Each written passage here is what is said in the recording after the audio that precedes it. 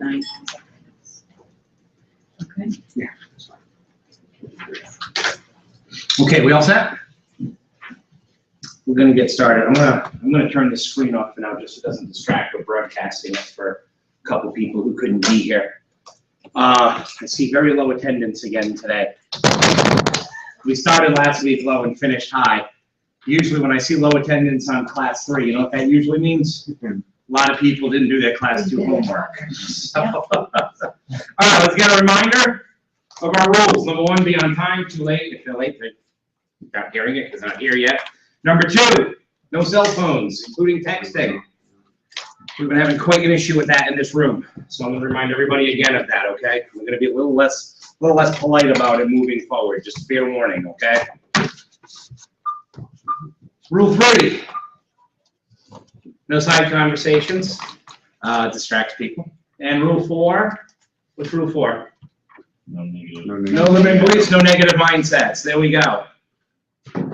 And why do we have these rules? Because we're here to be more productive, right? It's not something you guys have to be at. The whole idea here is for you guys to get as productive as you possibly can by learning, by learning a new system, which we started last week, which leads me right into what we're going to talk about today.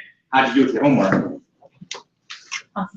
Awesome, good. A couple head nods. Discovered how much data I'm actually missing on people, which is kind of Discover how much data you're missing on people. Like Okay. phone number or address or stuff like that. Yep. Or both. Or both. Yeah, they're not Facebook friends only. Right. They're real friends, but Don't have Yeah, info so for them. there's our next project. How many of you discovered that your database is filled with hundreds and hundreds of people that you simply don't know at all? Oh, yeah. Yeah. maybe not hundreds, but yeah. Yeah, that's usually the biggest aha that I get at the beginning of class 3 is I thought I had this huge database, but now that I'm done, cleaning it, it's not quite as impressive looking anymore. But let me tell you, it's more impressive looking now because now you have something you can work with. You didn't before, now you do. Okay, so feel better about that. So sometimes you get addition through subtraction, so don't sweat it. Don't sweat it. What are the issues? Do you guys have any problems with your homework?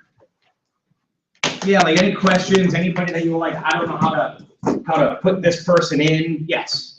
I didn't have any problem entering in the data, and I didn't have any problem getting people into. I think it's active is where we want to have everybody take them from inactive. The status? Yeah. Status. Okay, but there was another thing that I was supposed to do, and I forgot what that was. Well, that's the most important thing. So something you know the most important part of your homework. Okay, yeah. The status is the part I really don't care about. Yeah. Okay. As long as they're not in when it comes. Remember, with your cheat sheet, you have a cheat sheet from last week? Yes. There's 4 things on it. First is what type of person they are.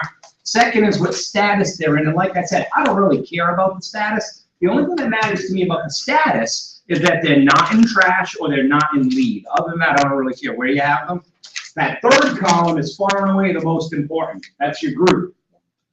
And we have rules about the groups, right? You can only be in 1, and they have to be in 1, right? Not 2, not 3, not 0.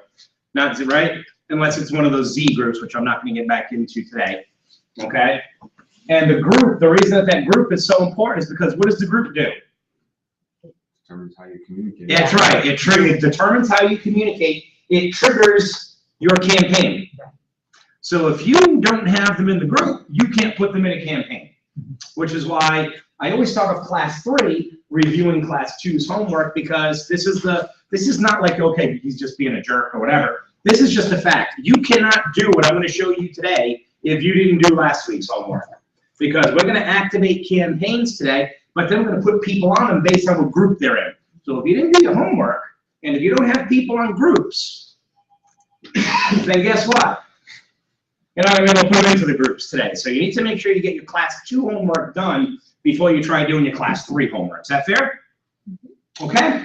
All right. So nobody, did you do your groups, or? I did not do the groups. I knew there was something else that I was supposed to put them into. Yeah, that's Okay. the big one. And I understand. Always use the cheat sheet. After you mention that, I see where I want to put them into either A leads or A buyer. Right, based on what type they are. Yes. You just exactly. read right across the row. Okay. I just don't know the technical part on the computer as to how to do it. Okay, that's the part we did at the end of last week's Yes, class? yes. Yeah, see me after class, because I want to go Okay, that far all right, backwards okay, today, yeah. okay. But if you see me after class, we'll review that, Okay. definitely. Thank you. Sure, you got it. Yes. Generic question about where we're headed with SEER 21 versus Uh-huh. 33. There's a lot of conversation, and you even touched on it, and you've said it, and it's almost tongue in cheek because I know where the answer should be. But Anybody hear a limiting belief coming? postcards, I want to understand. I'm new enough Uh-huh. that I've heard every limiting belief about postcards, Okay, including yours. okay, You even suggested people are going to throw them away. sure. So I guess the question is, as I sit here, I put everything into 21 just for my own sanity at this point, Okay, because everything's new to me. So I'm adding Mhm. people for the first time. I get everybody in 21 Mhm. because I'm thinking, well, why am I going to waste money or spend money if the postcard isn't going to do? I'm okay with writing a note if that's an acceptable alternative, but I'm trying to understand the postcards. If what really, I guess I picked up on your limiting belief of postcards. So why should I believe? well, it's not a limiting belief, it's a fact. Okay. There are certain things that are facts and certain things. The limiting belief is they're gonna take this postcard, they're gonna look at it and they're gonna throw it away. That's not a limiting belief. That's most likely what's going to happen. The fact is, when you guys get postcards, what do you do with them? I mean, not a postcard from a friend, I mean, like an advertisement postcard. You throw it away, that's just a fact. But here's the thing. The amount of time that it took them to pick up, see what it was, they see that it's you, they got more top of mind as they're throwing it away. That's what we're achieving They're from still that. looking at it. You see what I'm saying? They're still looking at it. They're getting a touch. They're getting a touch. Oh, I'm sorry. What's your first name again? Dave. Dave? There's Dave, and I forgot. That's right. Dave's in real estate, and they're throwing it away. But that's the touch that we kind of need to get.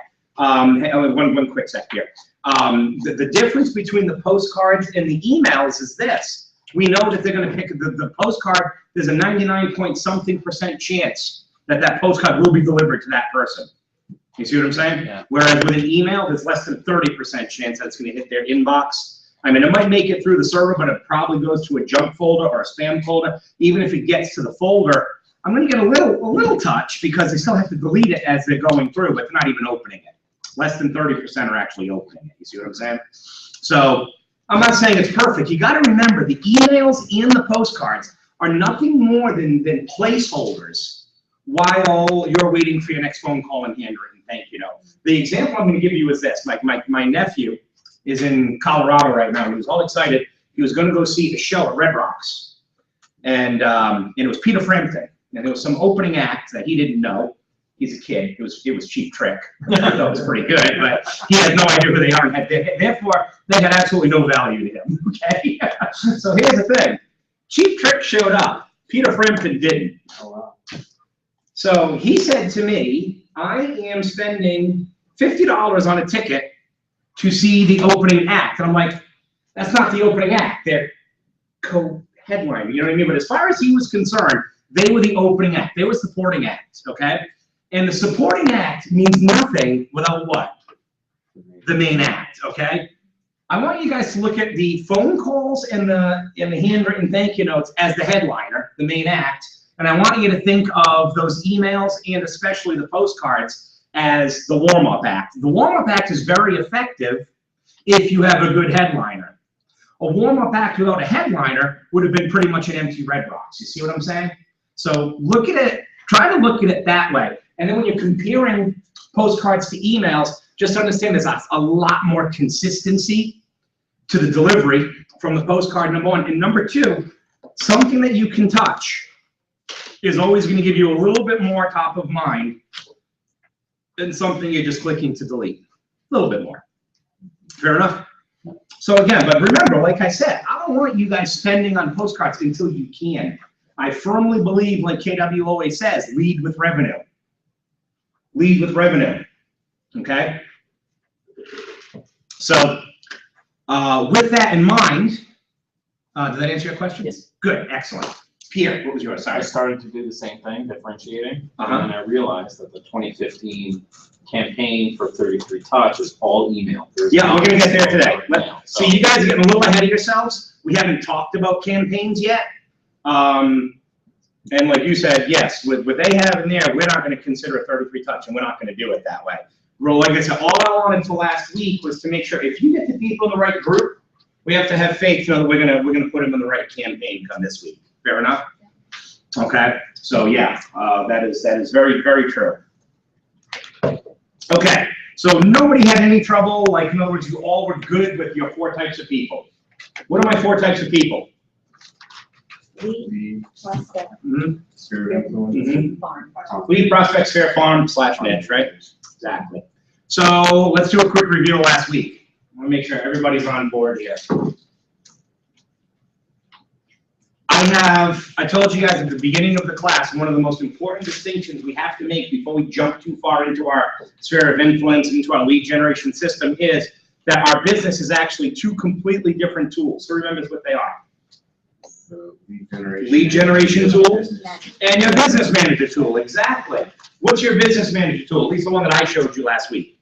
We were using Google. I was using a Google Calendar. Do those 2 things, your Google Calendar and your eEdge account, do they work in conjunction with each other, or can they run completely separate of each other? Completely separate. These are different parts of your business. Like I said before, if I have a person who's in my sphere of influence, on my lead generation side, that person is in my sphere of influence, right?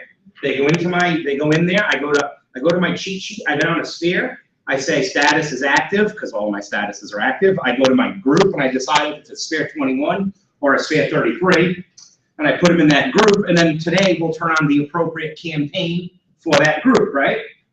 Now, I'm making my phone calls and blah, blah, blah, blah, blah. Let's say it's Dave. I pick up the phone, I call up Dave and say, hey, Dave, you know anybody who's looking to buy or sell a home? And Dave says, it's funny that you said that, Greg. I've been thinking about it. Maybe over the next few months, my wife and I are thinking we're going to sell the house and buy a new one. Bigger house. On my lead generation side, Dave stays sphere of influence, correct? Yeah. Because it's not my business. The fact that he now wants to buy our house has 0 effect on how I look at him on my lead gen side. Everybody understand that? But what else do I have to do with him now? Put him in my business management side as a prospect. Everybody see it? Yeah. It's important that we remember that as we move forward, because today, we're going to move completely away from that business management side of things, and we're going to focus strictly on how we communicate with our database. Yes? Just, boy, you're still talking about prospect. So how do you differentiate? You just put David as a prospect and business manager. Yeah. But you have some people that go into your lead gen as prospects. That's right. Different. There's no difference there. They're a prospect here and they're a prospect there. Okay, so it just depends how they got into lead gen. Right. What I'm saying is the lead gen side does not have to match the business management side. That's all I'm saying. Now, in the case of a lead and a prospect, it does, but in the case of somebody in your sphere of influence, it does not. Okay? Okay, cool. Sorry, Ian. Oh, that was it? Okay, great. I love when we answer 2 questions at once. I like answering questions I didn't know I was answering. That's good. Okay. All right, so that's good. So now, here's my big question. You guys have heard this, I don't know how many times now. Let's see how we do. Why do we have a database? What's its purpose? To market to it. To consistently. To systematically Communication. communicate with it for the sole purpose of I'm in top of mind. achieving top of mind. All right, we're all got it in spirit. You got it in spirit. Remember, the reason we have a database is to systematically communicate with it for the sole purpose of achieving top of mind. So last week, I gave you guys, would you agree that what I gave you guys last week was a very simple way to systematically communicate with your database? Agreed. We really took something that in our own heads and through the help of maybe some vendors or whoever, some, let's say, less helpful people who tried to be helpful, we might have established very expansive, difficult, complicated lead gen systems, right? And we took all those things, we threw them away, and we said, we have 4 types of people, and we're going to take those 4 types of people, we're going to put them in a database that's designed specifically to communicate with these 4 types of people, and then we're going to let the database do the communicating for us, right? That's what we said. And if we let this communication happen, and we do our main event, our phone calls and our handwritten thank you notes, we're going to get top of mind. And once we get top of mind, what happens? What happens? Why do we want top of mind? It becomes money. We want more business. We want clients. We want referrals. We want to make more money. The way we make money is through getting top of mind. You can make money doing your open houses and your leads and your prospects, obviously, but like we said back in class 1, there's 2 ways. 2 ways for you to earn more money in real estate. Number 1 is the business that comes to you, right? In other words, your lead generation, you know, I'm sorry, your prospecting, your day-to-day activities, your open houses, FSBOs, expireds, yard signs, things like that. The other way that is getting nowhere near enough attention, excuse me, but it's a site that's gonna get you 70 to 80% of your income, is the business that you target, your sphere of influence. These are the people that I know that I am going to get top of mind from because I'm gonna get more business from them if I do. That's where we have to put the majority of our lead gen focus. So we built a database last week, so this week it's time to start talking about, finally, now that we've built it, how do we communicate with it? And how do I do this in such a way that I can actually get all of this communication done and still be able to communicate with people? Now you don't have time to do my job after all this communication with people, I should say. Make sense? Any questions? All right, so let's jump into it. Because I'm going to put last week aside now. So I'm assuming moving forward, everybody understands the difference between the 4 types of people. You understand your A groups and your Z groups. You understand why everybody goes on only one A group and why they have to be in one. All that stuff's good, right? Beautiful. Okay, let's talk about how we communicate with people. Probably no surprise, there's 2 ways that we communicate with people. They are marketing and what? Prospecting. Marketing and prospecting. Who knows the difference? Nobody? Go ahead. Save the room. Marketing is more passive. Marketing is passive. And prospecting is Active. yes. Yeah. Marketing is very passive. Prospecting is very active. So what do we mean by that? Let me give you an example of what I mean by this. Well, first of all, how about this? Give me an example of marketing. An advertisement. I go into a newspaper. I go into a magazine. I put an ad in a real estate book. Take out a page in the book. I put up a billboard. Ads. What other type of ads are there? TV, radio, right? Yard signs are passive marketing. Yep. Yep. Anything that's a sign that people are driving by. Yep. Product placement, Product placement. like in a show or. Oh, yeah, you're right. That's marketing. Yeah, it's very good. Yeah, if you can work your way into a show, absolutely. Yes, but that is definitely marketing. Zillow, of course they did. Sure. All right, very good.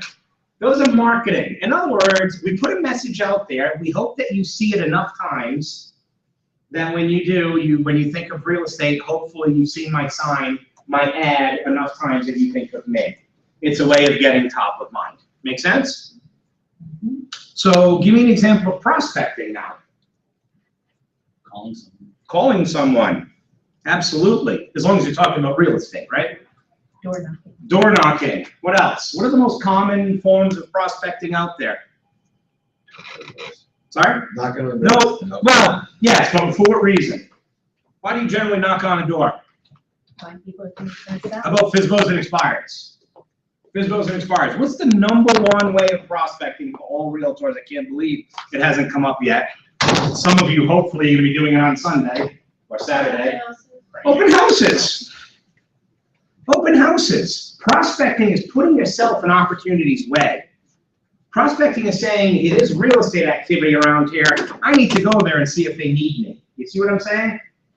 So basically, marketing is a very passive approach. You put it out and you wait for it to come to you, whereas prospecting is you say, I don't have time to wait for this, I'm going to go get it. That make sense? See the difference? Let's talk a little bit more about marketing versus prospecting. Marketing is what we call, it casts a wide net. It casts a wide net.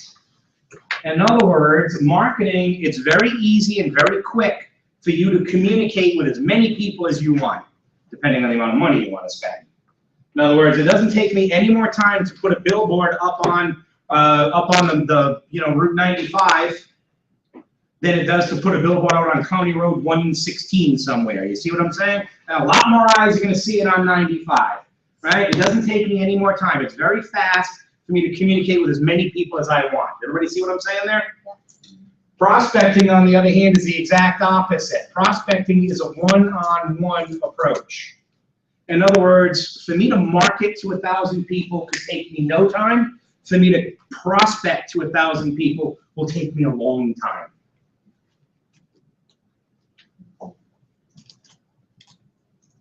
Okay? Marketing takes a long time to see a return on your investment. It takes a long time to see a return on your investment, marketing. In other words, it's going to be a while before somebody sees your ad enough times, and then they happen to need you at one of the times when they're thinking of your ad, that they're going to call you and use you. You see what I mean? It takes a long time. Prospecting, on the other hand, is a much shorter time for ROI. How come? Why does it take less time to get your money back, to get a return on your investment, in other words, while prospecting than it does when marketing? It's targeted. It's targeted. I'm going to people who are looking now, or I'm asking for people who are looking now, right? I don't have to wait. By the way, how am I going to get top of mind faster? Active one-on-one or passive casting a wide net? Active one-on-one. So if I get top of mind faster, doesn't it stand to reason that I'm going to do business faster? Now, granted, I could get incredibly lucky. I could put up a marketing ad, and the first one I get, somebody might call me and do business with me. I'm not saying that, you know, I'm definitely going to do my first piece of business one way or the other. But what I'm saying is, over the course of my first 6 months, I'm going to do much better with my return on investment for prospecting than I will for marketing. Okay? Here's another thing. Marketing generally, and there are exceptions to both of these, but marketing is generally expensive, especially effective marketing. How many of you are advertising on TV right now? Okay. Prospecting, on the other hand, is generally inexpensive.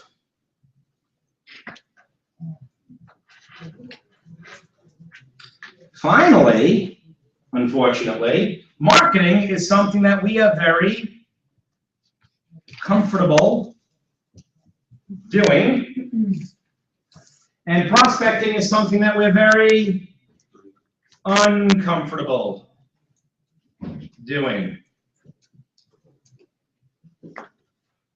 So let me ask you all this. Half the realtors in this room are pretty new, correct? Okay. If you're a new realtor, or if you're a realtor who is not making what you need to be making in this business, should you be focusing on marketing or prospecting? Prospecting. Why? Shorter time return. Shorter time on the return, less expensive, and if you're not doing a lot of business, you should have more time to be active and do one-on-one approaches to get the shorter return and to spend less money. Everybody with me on that? This right here is what we call leveraging ourselves. Marketing is to leverage ourselves. It's to be there when we can't. Okay? It's to be there when we can't. One of the biggest problems that I see in real estate as I travel around doing this is there are way too many people who are trying to leverage themselves before there's any need or reason to. And what happens is they run out of money. You know, well, I'm not spending anything on this marketing. Yeah, but you're not making anything either. And we all need money to survive. At least most of us do, I gotta think. I gotta think most of us need money to survive. Okay? So therefore, if you are marketing too soon, unfortunately, you're probably setting yourself up for failure, because where's the income coming from? And it costs money to market effectively. You see what I'm saying? Don't leverage yourself too early. All right? However, we're going to use some really inexpensive marketing to help us leverage our prospecting, as you'll see in the next couple of minutes. Any questions on the difference between marketing and prospecting? This is a very quiet room today. What's going on here? I don't know. This is, especially when I have a room, you know, when I have like newer people in here, this is one of the things that usually makes a few people sort of light up a little bit. But I'm seeing a very, We're an intelligent group. yeah, We are, we're bright. very, very level group. Yeah, you guys, no high highs, no low lows. I can say that, in my situation as a newer realtor, that has played out in my real estate career. What has? Prospecting. You're doing prospecting, in other words? focusing on prospecting Yeah, you have has to. given me. You have to. You absolutely have to focus on it. You're absolutely right. Nobody knows that I'm a real estate. That's right. That's right. You're going for that top of mind. So why is it that most new realtors focus on marketing instead of prospecting? Because it's comfortable. Because of this one right here, exactly, right? This is uncomfortable, this is comfortable. We have to get more comfortable being uncomfortable. You have to. Why? Because if you're not uncomfortable, the odds are you're not growing. You're not growing. So in other words, if you are comfortable right now, like I said, remember back in day one, I asked you guys, are you all here to make more money? And you all said yes. And I said, can I assume that you're not making enough money at this point? In other words, you're not happy. You want to make more because you're not happy with the level you're at. Is that accurate? Okay, so here's the deal. If you want to grow to the next level, you better get used to being uncomfortable, or it can't happen. You can't grow without some discomfort. It's not permanent. It's not permanent, but you're going to have to go through it. You understand that? Okay. Oh, I'm sorry. I had something to say. I always have something to say. That's true. As long as you make that screen work for us, you can say whatever you want here. All right, does everybody understand this? By the way, if you're a new realtor, I'm not sure if I said this last class or not, what are the 4 things you can do to guarantee that you're going to make money in real estate? You want to make a living in real estate, there's only 4 things you have to master. Only 4. Prospecting. Scripts. Okay, well, first of all, you're both kind of right. First of all, when I say master, what I mean is first you have to master your scripts and then do these 4 things. That's what I mean by mastering, okay? Number 1, work your sphere of influence. I already told you that one, right? 70 to 80% of your business is going to come from your sphere of influence if your sphere of influence has if you have top of mind with your sphere of influence. That's number 1. Number 2, work open houses. And if you have an experienced agent who's been doing it for 20 years telling you not to do open houses because they're a waste of time, thank that person for their opinion and move on. Because open houses has buyers. It also has sellers. Maybe not every single one, but unless you're in a position to just give up on buyers and sellers, you should be doing them. Number 3, for sale by owners. Why? Because these are people holding a huge flag over their head saying, I have a house to sell. Why wouldn't you have an interest in that person? Don't listings help you? And number 4, expireds. If you do those 4 things and you get good at them, guess what? You can't help but to be successful in real estate. There's no secrets to how real estate works. What there are a bunch of products out there that are promising you that you don't have to get uncomfortable in order to make that money. Does anybody know of one that's working? Me neither. Me neither. I do know it works. It's the 4 things I just told you. If you do those 4 things and you do them well, you're going to make money in real estate. If you spend all of your time trying to work around those 4 things, hey, you might squeak out a living, but the odds of you being a top producing agent are very, very slim. You have to get comfortable being uncomfortable. And if you do those 4 things, you're going to make money. What do those 4 things all have in common? All 4 of them are prospecting. So that's why I say, like David, you asked a very dangerous question, right? A good question, but from my end, it's a dangerous question because I was having to defend emails and postcards, but at the same time, I don't want anybody to think that they even hold a candle to the phone calls and the handwritten thank you notes. You see what I'm saying? It's the prospecting that's going to make you the money. The marketing is just going to enhance and make it faster. Everybody with me on that? All right, I'm going to erase this. You'll have it. If you wanted to write it, you'll have it. Okay.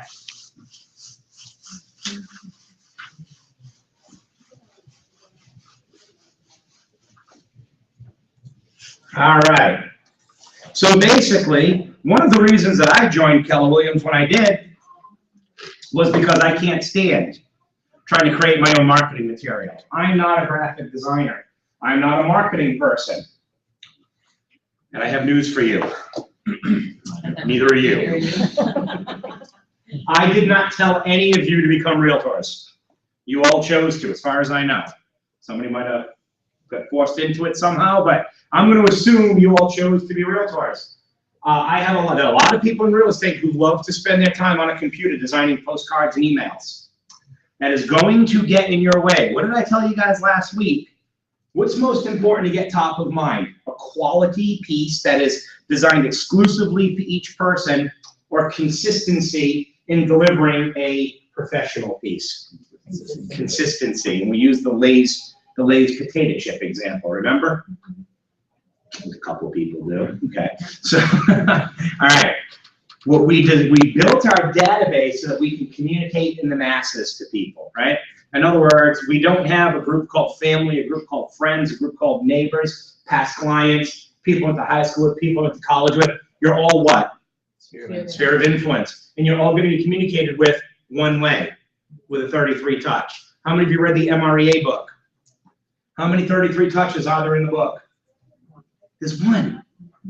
There's one. In other words, you communicate with everybody 33 times, everybody that you know, your sphere of influence, 33 times a year, and you're going to get top of mind. And once you get top of mind, you're going to do more business. It doesn't get a whole lot easier than that. Think about it. That's your business model. Okay, what I need to do, I want to make money in real estate. This is such a hard career. What I need to do is I need to get everybody I know, and I need to communicate with them 33 times a year. That's it. That's all you have to do. We need to make that happen. What we start to do instead is we start to say, well, I'm going to communicate with this person with these 33 touches, and this person with these 33 touches, and this person with these 33 touches. You know what? Realtors, we have a hard enough time delivering one 33 touch.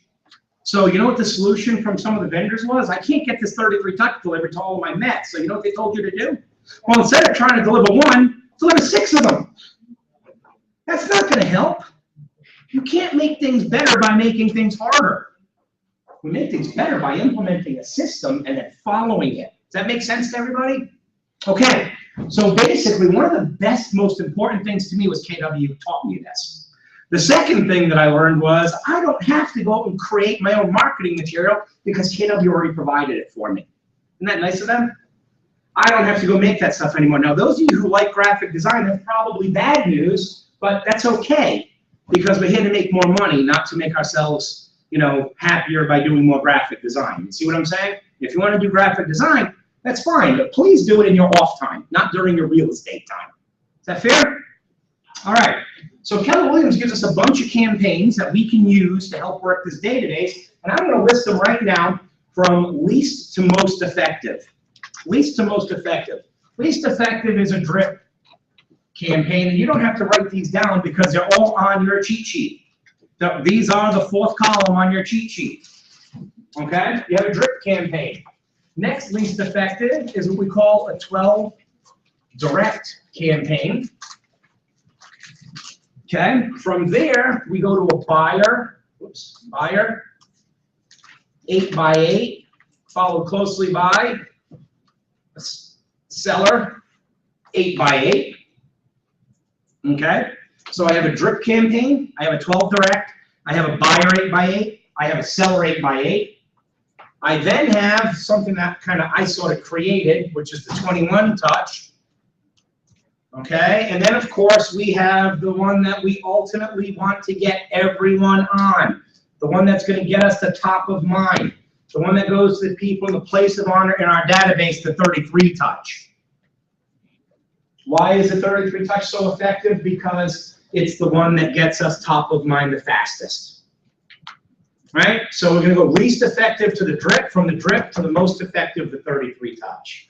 So we're going to start here. First, I'm going to put a dotted line after 12 direct. Before my 8x8s and my 21 and 33 touch, I'm putting a dotted line. So I'm going to separate drip and 12 direct from these other 4 campaigns. How come? Does anybody know why?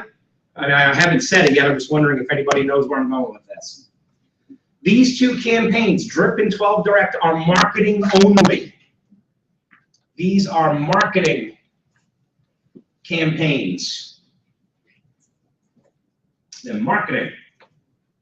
No prospecting involved in these two campaigns. A drip is a bunch of emails that are sent out automatically through the eEdge program at specific times determined by the people who created the campaign for us. You put people on the campaign and then you forget about it. Who goes on a drip campaign? Look at your cheat sheet. Your leads do. Leads go on the drip campaign. Are they met or haven't met? They haven't met, exactly. 12 direct. 12 direct is one postcard per month to the same person month after month for 12 months, and then as soon as it ends, we start it right back up again. Postcards only. What group gets our 12 directs? Farm. Mets or haven't mets? Haven't mets. In other words, from a lead generation standpoint, we market to our haven't mets. We market to our haven't mets. Now remember, let's play this through. I get a lead. I wake up in the morning and there's an email that says so-and-so would like a little bit more information about one of your listings. Maybe it came from Zillow, came from your website, whatever. What is that? What do I have in my hands here? It's a lead. What status are they? Active. Active. What group do they go in? A lead. What campaign do they go on? Drip. They're all set on my lead generation side. What else do I have to do with that? By the way, let's stop right there. Is that going to get me a conversion? By putting them on a drip campaign, do I expect to convert that haven't met to a met? In other words, that lead to a prospect? No. How do I do that part? Email. What's my second system? Guys, don't forget, yes, this part is crucial. This part is crucial. Okay, absolutely crucial, because what good is capturing a lead if you're not going to convert it? So don't forget, just because you want to put them in your little database and you put them on a silly little drip campaign, and you say, oh, this eEdge doesn't work, I'm not converting any leads. It's not gonna. You have to convert the leads. What did I tell you guys back in class 1? If a computer program ever is able to stop converting leads, you're no longer necessary. You better pray that that never happens. Okay? So you need to take the person, put them in the database, and I need you guys to start thinking about both of your systems. You then need to take that lead and put them where? In your business management tool. And you need to start calling them and communicating with them, because that's how you're going to convert them. You understand what I'm saying? Okay, good. I went and had breakfast. I got here early this morning. I went and had breakfast. I'm all fired up. Can you tell? All right, drips, 12 direct. So drip is email marketing. The 12 direct is postcard marketing. Important to understand they never end. They don't end until we're moving them to somewhere different in our database. Okay? Buyer 8x8 and seller 8x8. These are unique. These are the only two campaigns that we have that end. After 8 touches, they're over. All other forms of advertising in our lead generation system are forever. They don't end. With the exception of the 8x8s. After 8 touches, they're over. Now, 8x8 means 8 touches over 8 weeks. You could speed it up or slow it down, but it's 8 touches over 8 weeks. Okay? Once they're over, the 8x8 is done. The 8 touches, generally speaking, are 3 emails. I did this. 3 emails. I've got 2 fingers. 3 emails, 3 postcards, and 2 phone calls. In other words, 2 prospecting phone calls supported by 6 marketing pieces. Okay? 3 emails, 3 postcards, 2 phone calls. On average. That can vary. All right? So the question now is, what do I do when the 8 touches are over? When the 8x8 is over? Well, again, let's play this out. I get a prospect. Lou, right? Lou tells me, Lou is a lead. He's that lead that we got, right? And that I put onto the drip campaign, and I put into my business management system. And lo and behold, by me reaching out to Lou often, I got Lou to start talking to me. Lou answers his phone and says, yes, Greg, you know what? I am going to buy a house over the next couple of months. Great. So what I do is, on my lead generation side, I move Lou from lead to prospect, which means I change his group from A lead to A buyer prospect, and then I change his campaign from drip to buyer 8x8. Everybody with me?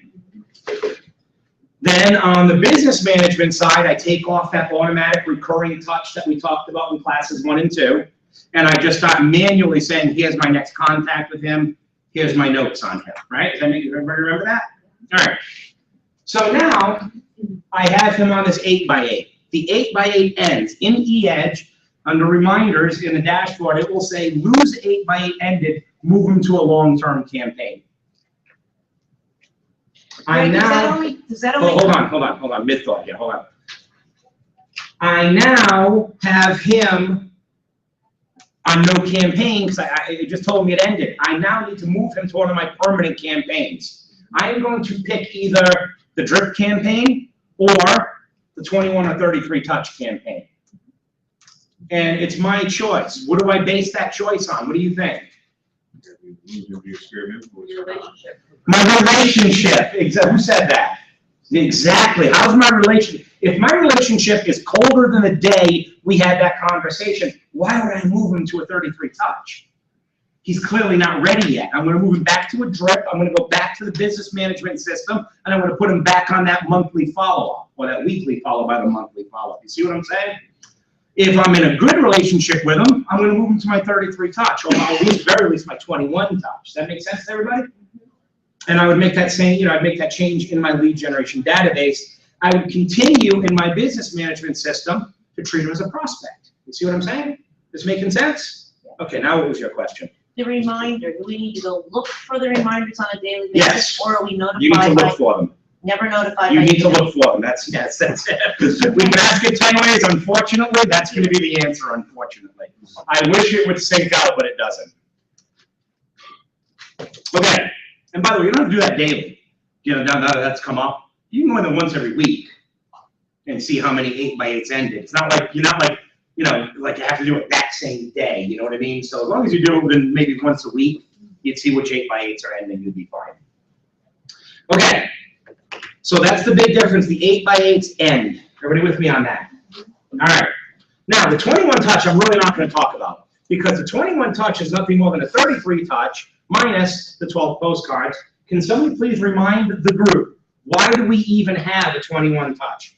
Gary Keller does not discuss a 21 touch, does he? So why do we have it? If you don't have their mailing address. No. No, it's not that we don't have the mailing address. Budget. It's for budgetary reasons. It's not if you don't, again, if you don't have the mailing address, that's a yeah but. Remember we talked about yeah buts last week? This guy's a sphere 33. Yeah, but I don't have his mailing address. You're gonna mess up your system if you do that. Why? Because now you have this person in the sphere 21. Are you capable of getting somebody in your sphere's home address, mailing address? You better be. You better be. If you're gonna be capable of selling them a $500,000 or $1 million house, you need to be capable of getting an address from them too, right? You can do that. So now you go get their address, but now they're sitting in a sphere 21 anyway, and one of your sphere 33s is now being treated like a sphere 21. You see what I'm saying? So even if you don't have the home address, but you know they're a sphere 33, put them in the group A sphere 33, and then as we finish today's class, you'll see how we'll get that missing information. So if any of you did that, go back and fix it. Don't make somebody a 21 just because you don't have their home address, because I'm going to show you later how to get the home address. Okay? Remember, it's for budgetary reasons. In other words, I have 200 people in my sphere of influence. I can only afford to 33 touch 50 of them. So 50 are going to go on sphere 33, 150 are going to go on sphere 21. Which 50 go on sphere 33? The ones closest to you or the ones you know the least? The ones closest to you. Why? It all comes back to fastest to top of mind. The faster I get top of mind, the faster I get a return on my investment. Who am I going to get top of mind from faster? The people I know best or the ones I know least? Best. So that's who we're going to spend our money on, even if it's just a little bit of money. I don't care if you're $20 a week, a month, I mean. I don't care if you're $10 a month. Whatever it may be, you take, if you're at $10 a month, you take the 12 people closest to you, and you put them on a 33 touch. Everybody with me on that? All right. So basically, everybody understands what these campaigns are, correct? We know the difference between them? Good. Because we don't need to talk about most of them. This is what we need to spend our time talking about, 33 touch. Why? Because it's the one that's most important. It's the one that's going to get top of mind the fastest. And the fact of the matter is, it's the best way for you to make money. Remember the chart that we did in class 1? I put the 3 columns on the board. The first one was your database, and we said there was like $96,000 there. And then the second one was marketing, and there was like $12,000. The third was the internet lead gen. There was like another $10,000 or something. It's to get those numbers from the first column, you have got to execute the 33 touch and get the top of mind. If you don't, you can forget about the first column. Not going to happen. So we need to talk about how do we get a 33 touch done. Here's the biggest problem with 33 touches is not what we think it is. The biggest problem with 33 touches is that we spend too much time wallowing in our limiting beliefs and negative mindsets about it to actually do it. First limiting belief, no, that's not going to work. I'm not going to get 1 out of 10. If I get top of mind from 10 people, it's not going to be 1 deal a year for me. Yeah, it is. Yeah, it is. But like I said earlier, even if you don't believe that, as long as you at least believe that by systematically communicating with everyone and getting top of mind, you're going to do more business, not less business, and we all believe that, right? Going to do more business if we reach out to them more often, I hope, right? Then that should be irrelevant to you. You know why we don't like the 33 touch people? You can say it, it's okay. I said it too. The first time somebody told me you have to reach out and touch somebody 33 times a year, what's the first thought that runs through our minds? We're gonna annoy them. We're going to annoy them. It's going to bother people. People are going to run away from me. I have a cousin who sells one of those multi-level marketing little pill things for your health or something. Every time I talk to her, are you taking them yet? Why aren't you taking them? Blah, blah, blah. It's like you're at the point now where every time you talk to her, you're being sold to. So what do? You avoid her. I have a brother that I can't get off the phone. I avoid him. Just saying. All right. We're not talking about that. That's not what's going to happen here, but that's the first thing that pops into our mind, isn't it? Here's the thing. When my first boss at KW told me, you know, our lead generation model is based on what we call a 33 touch. He says, you know what that is? And I'm thinking to myself, no, but I hope it's not what I think it is. You know, that sounds terrible. And he said, we touch the people that we know 33 times every year. And I think he saw the apprehension on my face. And he said, I don't know, it sounds like a lot. He says, but look at it this way. Don't look at it as 33 touches a year. Look at it as a touch every 12 or 13 days. Does that make any of you feel any better? Me neither. That felt worse. I thought I was going to throw up. I was like, uh-oh, this is bad. Like, this is what I have to go teaching now. Here's the good news, okay? Here's the good news. I have a much, much healthier way for you to look at the 33 touch. So if you'll just sort of give me a few minutes, I'm going to try to get rid of that limiting belief for you. Is that fair? Right. Okay. So first of all, I want to talk about just how powerful limiting beliefs are. How many of us, honestly, the first time you heard it, as you're thinking about it, think, that's too many touches. Okay, most.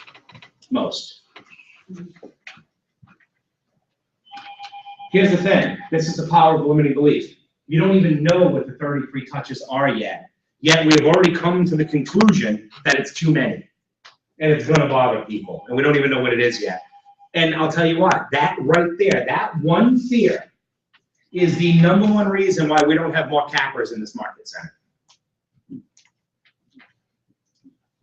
Think about that. That fear is stopping you from hitting higher levels of financial success and achievement.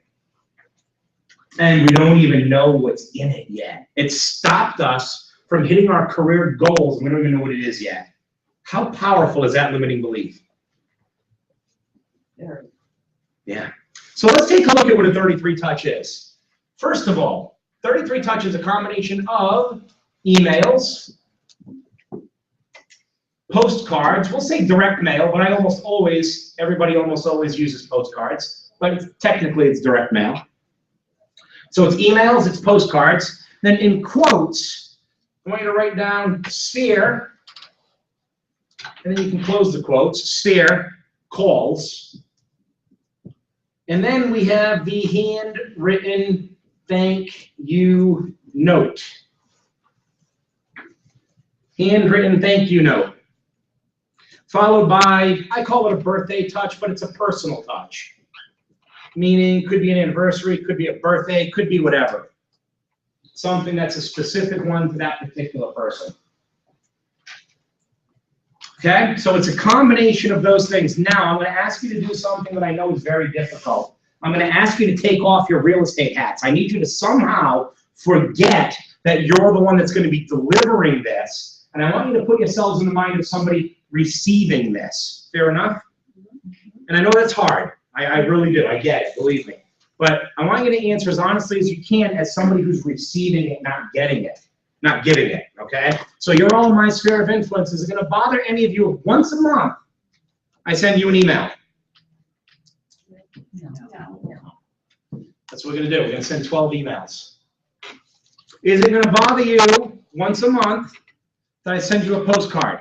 Other than the fact that, like I said earlier, you're going to look at it and throw it away and say, poor Dave, that just cost him $1. Right? Is it annoying you that I send you a postcard once a month? No. Okay. 4 times a year, with your permission, we are going to talk for 1 minute, 4 times a year about my business. Is that going to bother you? Notice how quiet the room got. It's not, but I don't want to admit to this one. Okay?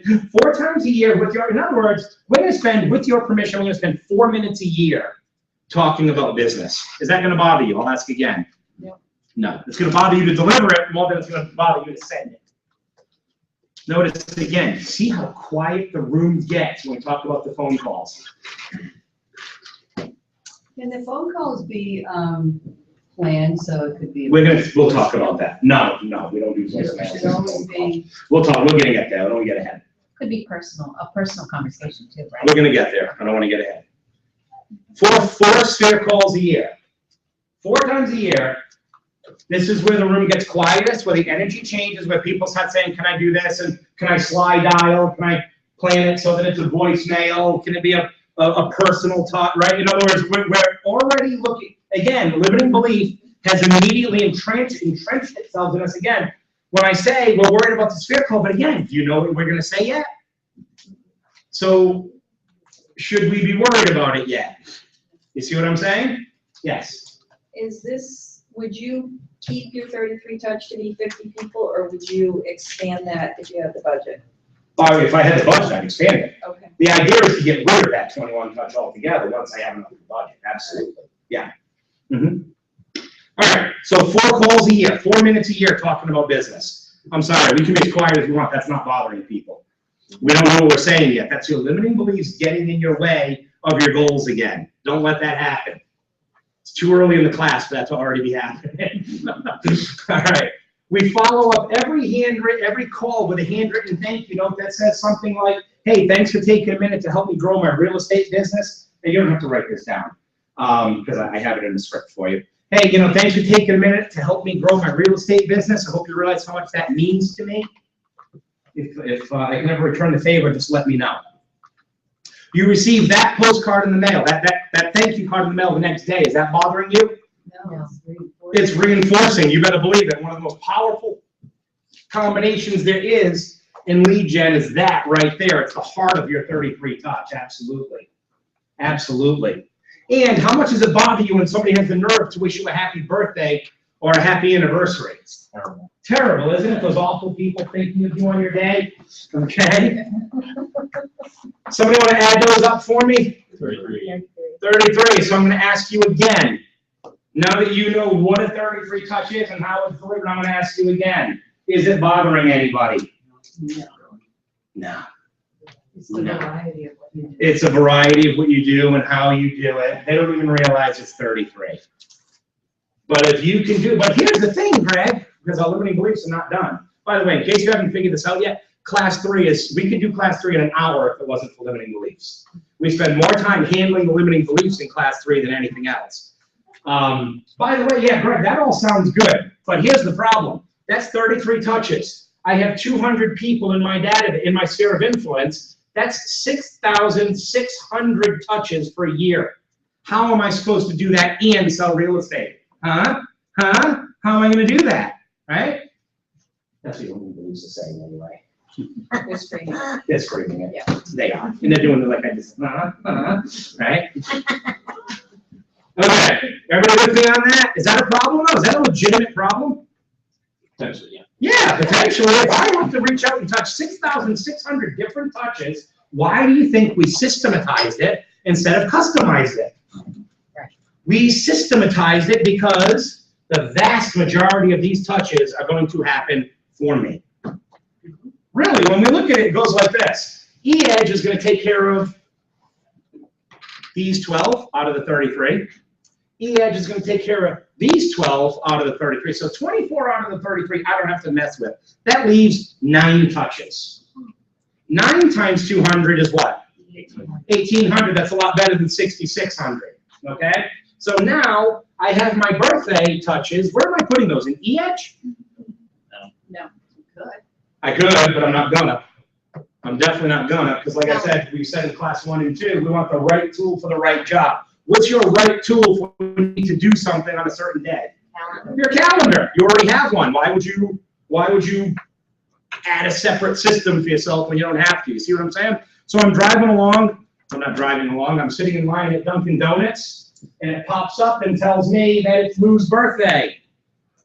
When I put my birthday reminders in my phone, I put Lou's birthday, and then guess what I put beside it? Lou's phone number, or if I'm going to email him, his email address. So I'm sitting in the Dunkin' Donut line, and I push the button, and I call Lou, and I wish him a happy birthday. Does that take any time out of my day? Not really. Not really.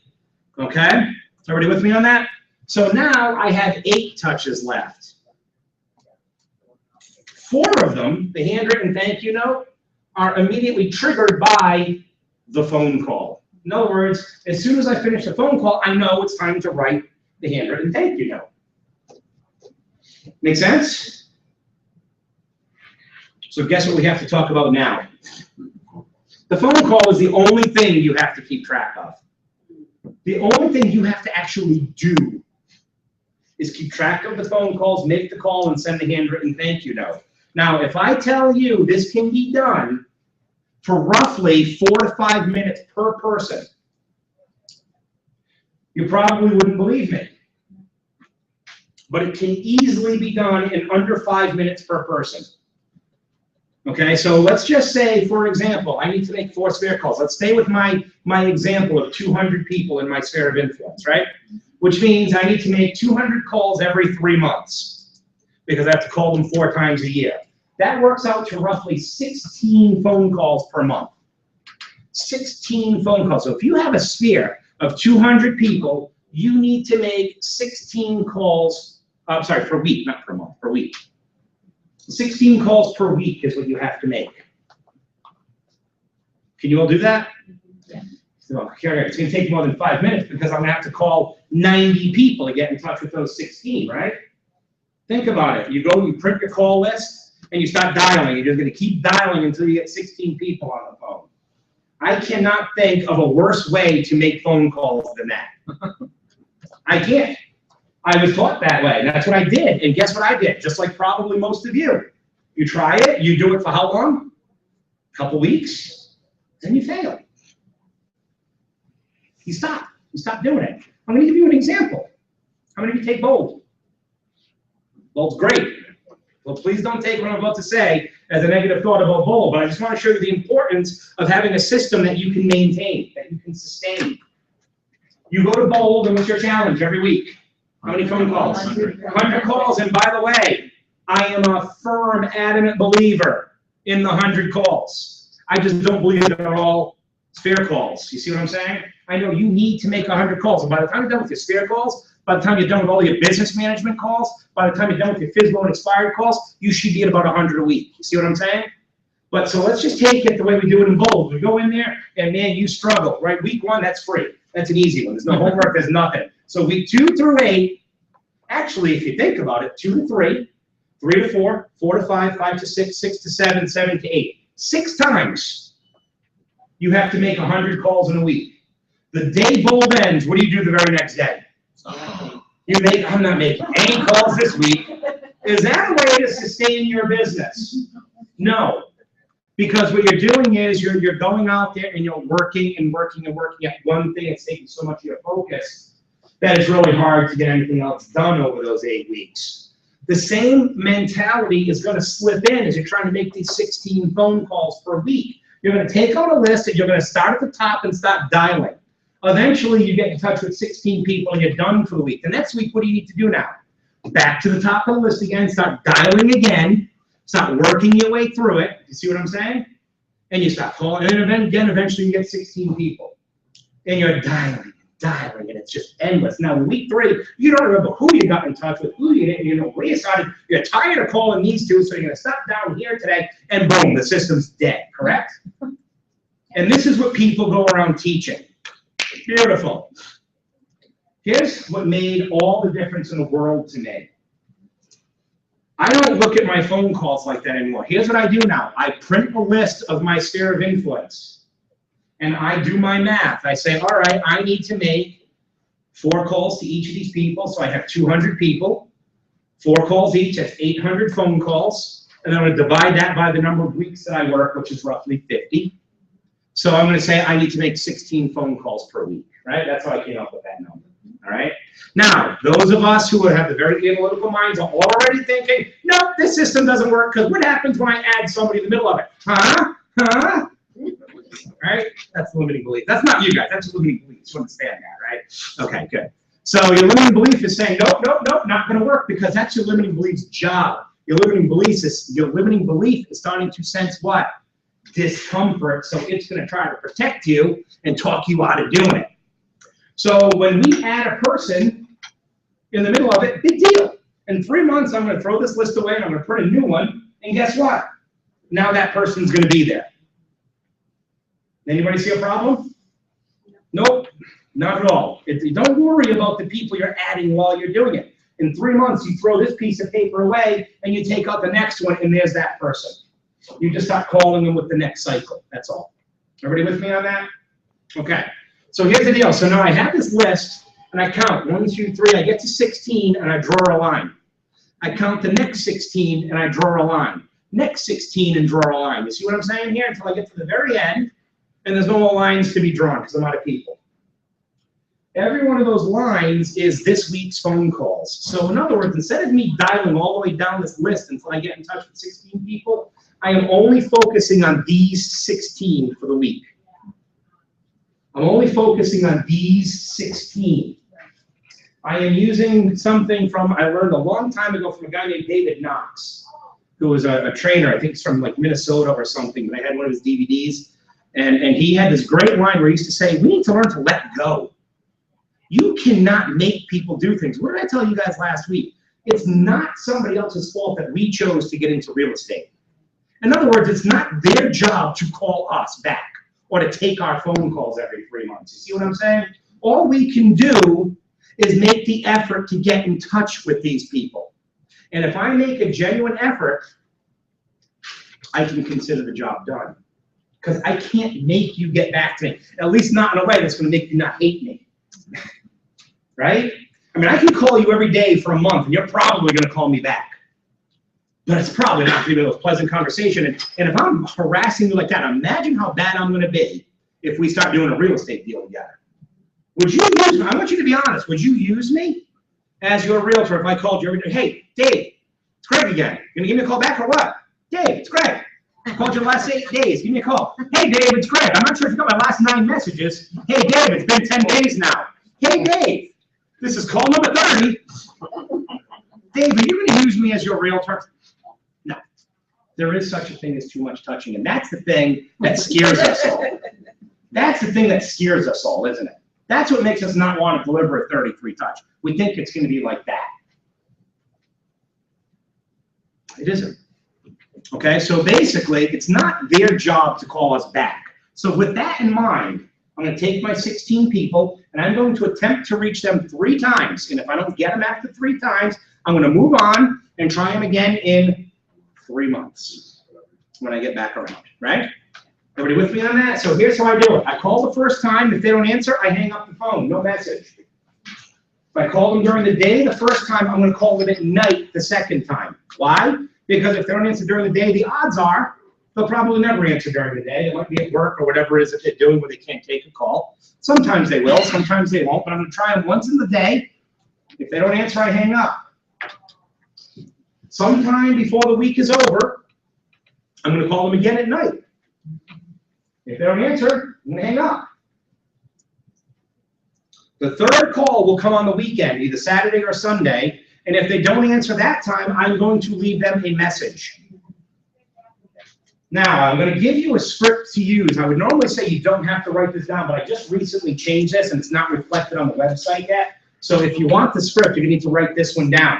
This is very similar to my theory and system for leads and prospects. Again, remember I told you with them too, it's not their responsibility to call us back. It's what we want, but it's not up to them. And if we make our call sound like it's their obligation to do, now we're bothering people. Can we all agree on that? Okay, so I've changed my script a little bit. I used to just say, hey, it's Brad, I have a question for you, give me a call, right? I now sound more like I do with the leads and the prospects. Hey, it's Greg from Keller Williams.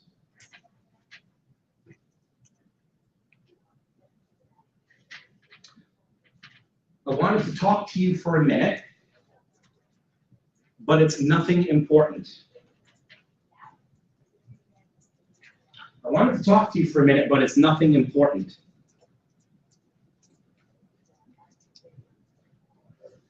If you get a chance, give me a call back. If you get a chance, give me a call back.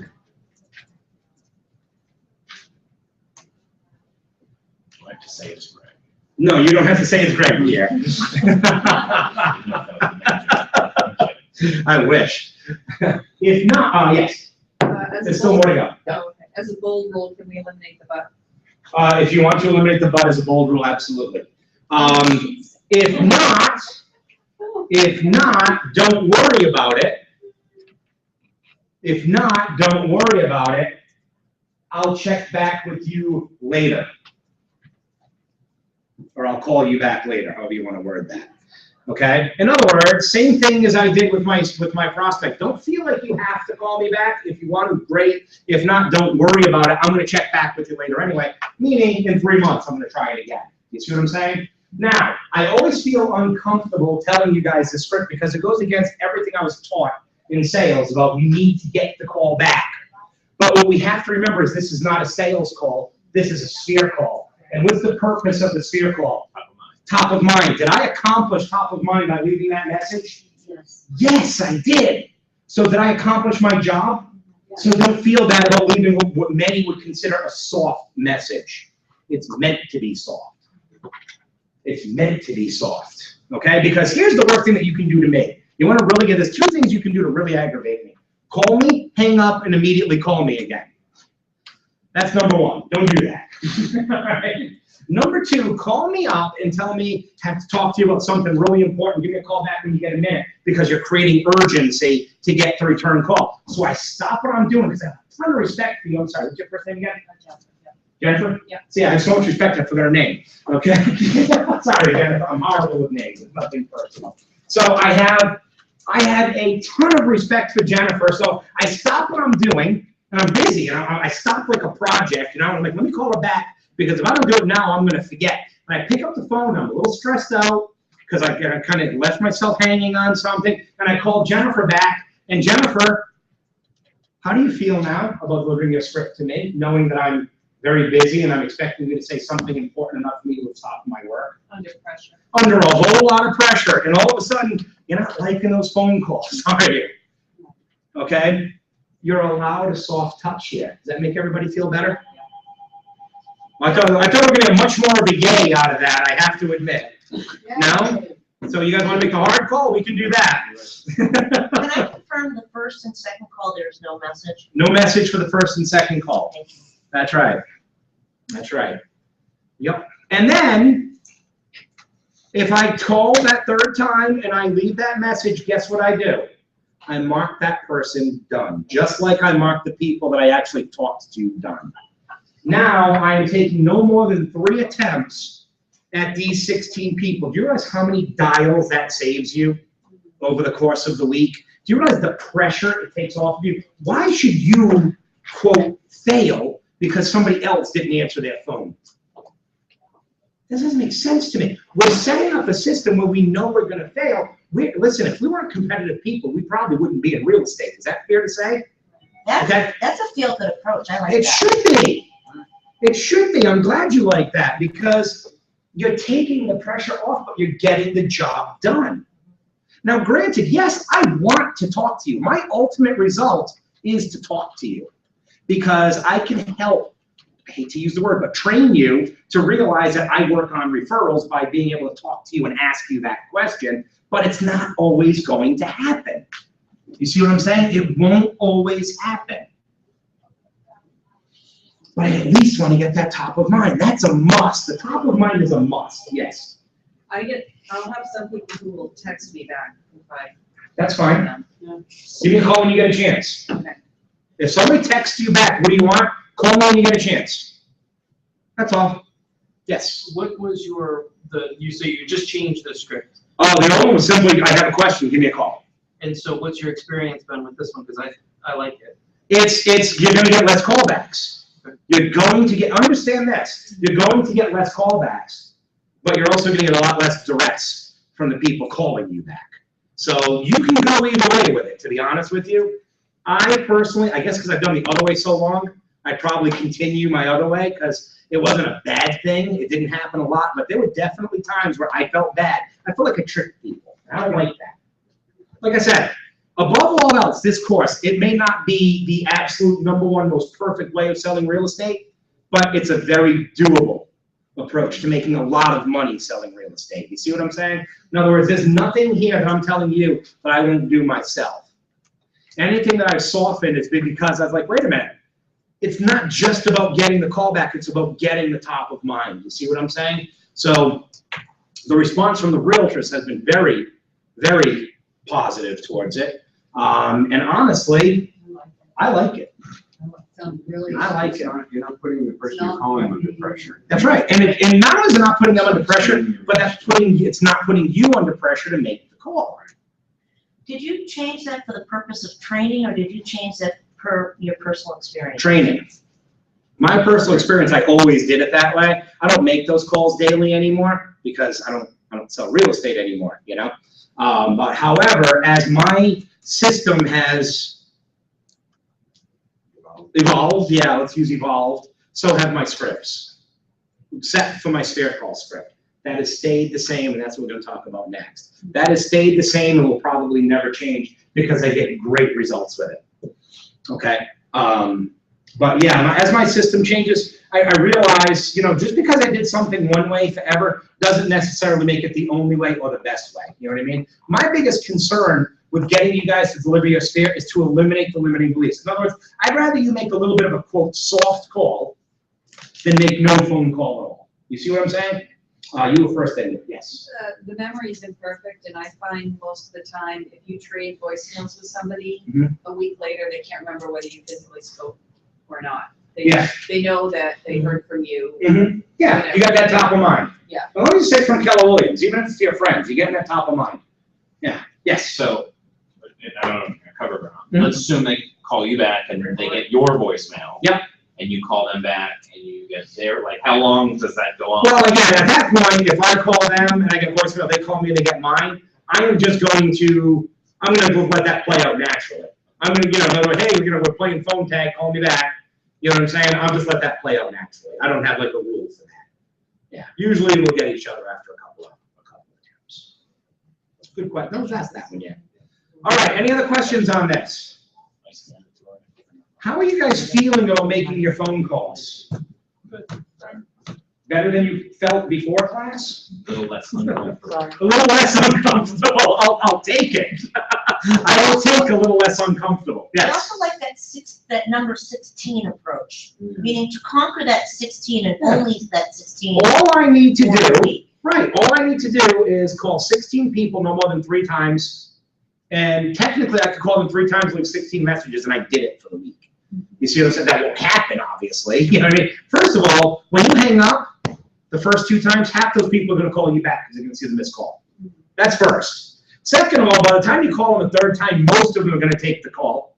And by the 3rd time, when you do leave the message, they're almost always going to get back to you because of the softness of the approach. Not always going to get back to you, but you know, a lot of them are not just going to. I know what we think is we have limiting beliefs in both directions. The people who like the soft approach think the limiting belief is, oh, if I call with a hard approach, people are going to hate me. And the people who like the hard approach have a limiting belief about the soft approach, saying, if I call with the soft approach, you're not going to return my call. You see what I'm saying? There's limiting beliefs on both sides of it. It's which one you choose to conquer. You know what I'm saying? So my thing is this. I might get a couple less calls back with the soft approach because I didn't, quote, trick anybody, but I'm still going to get return calls with that approach too. You see what I mean? Yes. So the formula, you're leaving, you do 3 calls, you leave your soft message. Yep. And you move on. Mhm. You don't reach them. Done. 3 months later, I'll try them again. Do you follow up with your handwritten note? No. Good question. No. Handwritten note only goes to the people I talk to. The handwritten note just goes to the people I talk to because, again, the script is, thanks for helping me grow my business. Right? Hope you know how much that means to me. If I can ever return the favor, please let me know. Now, if you want to write them a handwritten note with your script in it, I guess you can. I've never tried it. I don't know the results of it. Can't hurt. Can't hurt, but definitely not required. But you can. Okay? Leads to the big question. Greg, when I get them on the phone, what do I say? Because ultimately, that's the part I'm comfortable with. Here's the thing that blows my mind about phone calls. First of all, I'm going to bother people if I call them. Bully. You don't really believe that. If this person's a friend of, oh, I don't want to call him, bother him. But if you wanted to call that person to go to dinner, would you be like, I don't want to bother him. Should I call? I don't want to bother him. You'd make the call, wouldn't you? Hey, you want to go to dinner or not? You know what I'm saying? You didn't worry about bothering them. You're not worried about bothering them. You're worried about making a phone call. Let's call a spade a spade. You are worried about making the phone call, not about bothering them. How many of you call each other up during the day? Do you stop and say, God, I hope I'm not bothering Lou? Yet when we're making, quote, the sales call, which this is not, by the way, but we think it is, when we're making a sales call, it's not that I don't like making phone calls. I just don't like bothering people. Oh, that's not true. You are kidding yourself. You're kidding yourself. Now, the other part of this is it's not a sales call. Well, I don't like rejection. Well, there is no rejection because as soon as you made the phone call, what was the purpose of a sales call again, Jen? Top of mind. Top of mind. So I made the phone call and I said, Greg from Keller Williams, did I get top of mind? Yeah. So where's my rejection? Yeah. Sounds to me like I succeeded.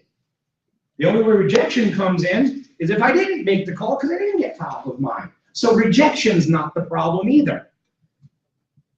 What's the real problem? We don't know what to say. And when we don't know what to say, we end up on the phone for too long.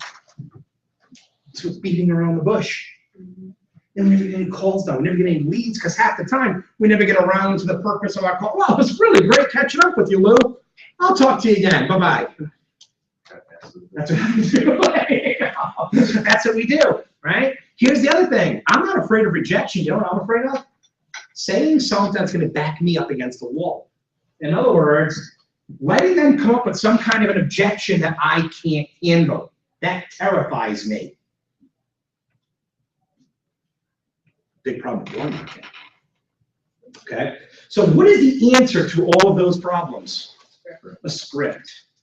A script. A script fixes every one of those problems. I don't feel confident on the phone. Practice a script and get good at it, and you'll have all the confidence in the world because you know exactly what you're going to say every single time. And if I deliver a script the right way, I stay in control of the call, which means they can only say certain things at certain times because I will never be backed up against the wall.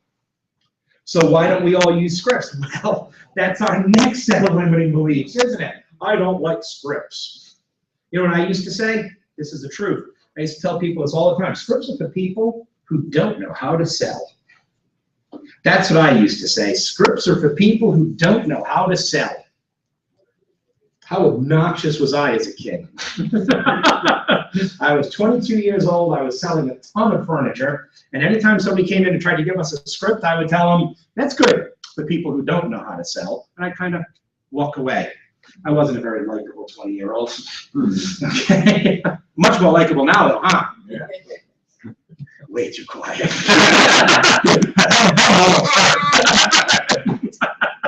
Okay. All right, that's how it is. Anyway, so I don't like scripts because they're for people who don't know how to sell. I don't like scripts because they make me sound fake. I don't like scripts because that's not how I talk. I don't like scripts because it's robotic. I don't like scripts because you can't treat everybody the same way.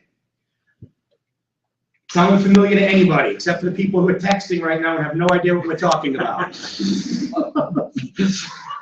For those of you who came in late, I said I wasn't going to be as tolerant of texting this week, so. All right. So does that sound familiar? All those things sound familiar? Yeah. Absolutely. So here's the thing.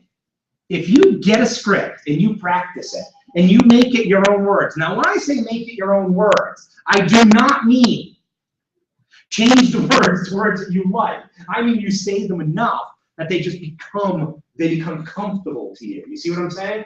So it's like, yeah, but Greg, it sounds like I'm reading. It sounds so fake. Yeah, the first few times, of course it does. But once you do it 50, 60, 100, 200 times the size of your database, do you think it still sounds fake anymore? If you say the same thing every day, the same way, isn't it going to start to become very fluid sounding, right? Okay. The other thing about the script is we can set it so that you don't have any concerns. You don't have any worries. You're not going to have the phone too long or anything. So why wouldn't we use a script? Most importantly, oh, Greg, I don't have time for these calls. And you better use a script because it's the only way you're getting off the phone in under a minute. That's the only way. So you guys want to hear my script before we pass judgment on scripts? Let's hear one. How about that? Yeah. So I'm going to do this two ways. First, I'm going to do it in parts, and I'm going to explain why I say what I say, and then I'll do it in full speed so you can hear. Is that fair? All right, cool.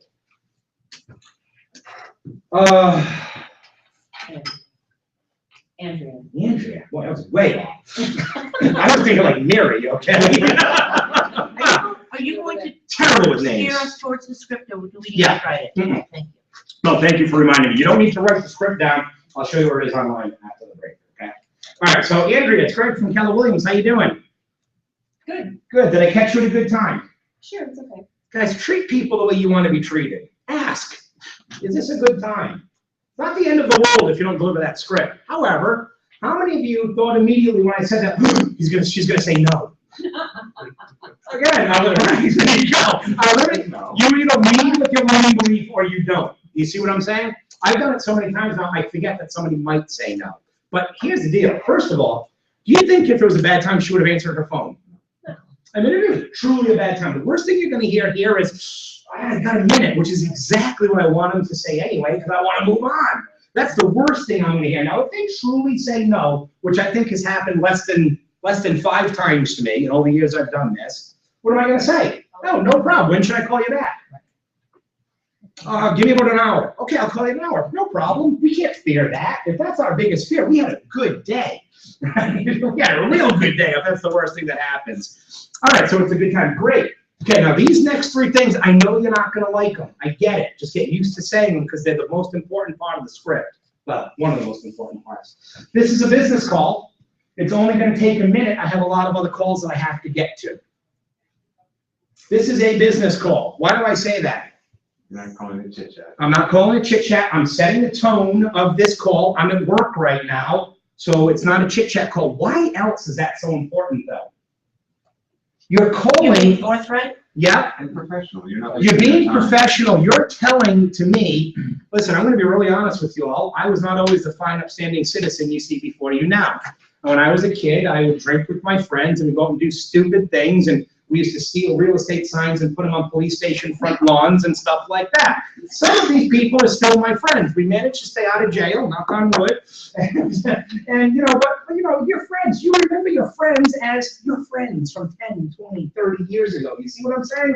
And these are the same friends that you're now relying on to have enough faith in your ability as a real estate professional for them to stick their neck on the line and refer you to one of their other friends. And I want you to think about it. If Greg, who used to go and steal the real estate signs with you, is selling real estate, and that's what you remember of him, stealing real estate signs, how likely are you to recommend him to, say, your boss? Seriously, think about it. And if you're even stealing real estate signs, you're just a clown, you're a kid. Maybe you got C's and D's in school, and that's what the person might remember about you. You see what I'm saying? What's the likelihood that they're gonna stick their neck out and recommend you? Slim. By you calling up and saying this is a business call, you are showing them you take your job seriously. How many people do you know in real estate who say, and I cringe when I hear this, I wanted to do some real estate today, but I have to go to my real job instead. This is how people talk about real estate. People in the industry are saying this to people outside of the industry. I used to be in real estate, but that's just a joke. You know what I mean? Wow. But if you are making a phone call saying, hey, listen, Andrea, Andrea, this is a business call. Am I not establishing myself as at the very least somebody who takes my career seriously? Throw the line in there. It can only help you. Okay? It's only going to take a minute because once they hear it's a business call, they probably want to get off the phone with you. So you're telling them, don't worry about it. I'm going to get off the phone with you. It's okay. You don't need the excuse. It won't take long, right? And then I have a fail safe because I have a lot of old aunts and uncles who just love to talk. So when you're done with the script, like, so how's your mother? How's she doing? I heard she fell, you know, stuff like that, right? And you can say, well, like I said, she's doing okay. Let me give you a call back later and we'll catch up. But right now, like I said earlier, I have a lot of work calls that I have to make. And it'll get you off the phone. Now, make sure you call them back, but not during your work time. Fair enough? So that's my fail safe. So this is a business call. It's only going to take a minute. I have a lot of other calls that I have to make. I do not pause at this point. Pausing at this point can only hurt you. Because when we pause, they think, oh, it's my turn to speak. And no offense, it's not their turn to speak yet. I have more to say.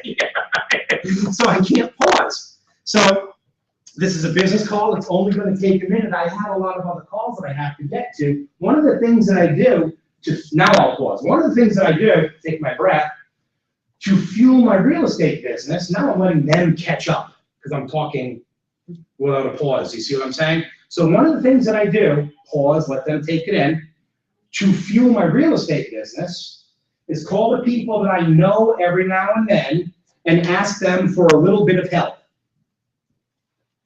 Now I'll pause. Would it be okay if I asked you for help every now and then?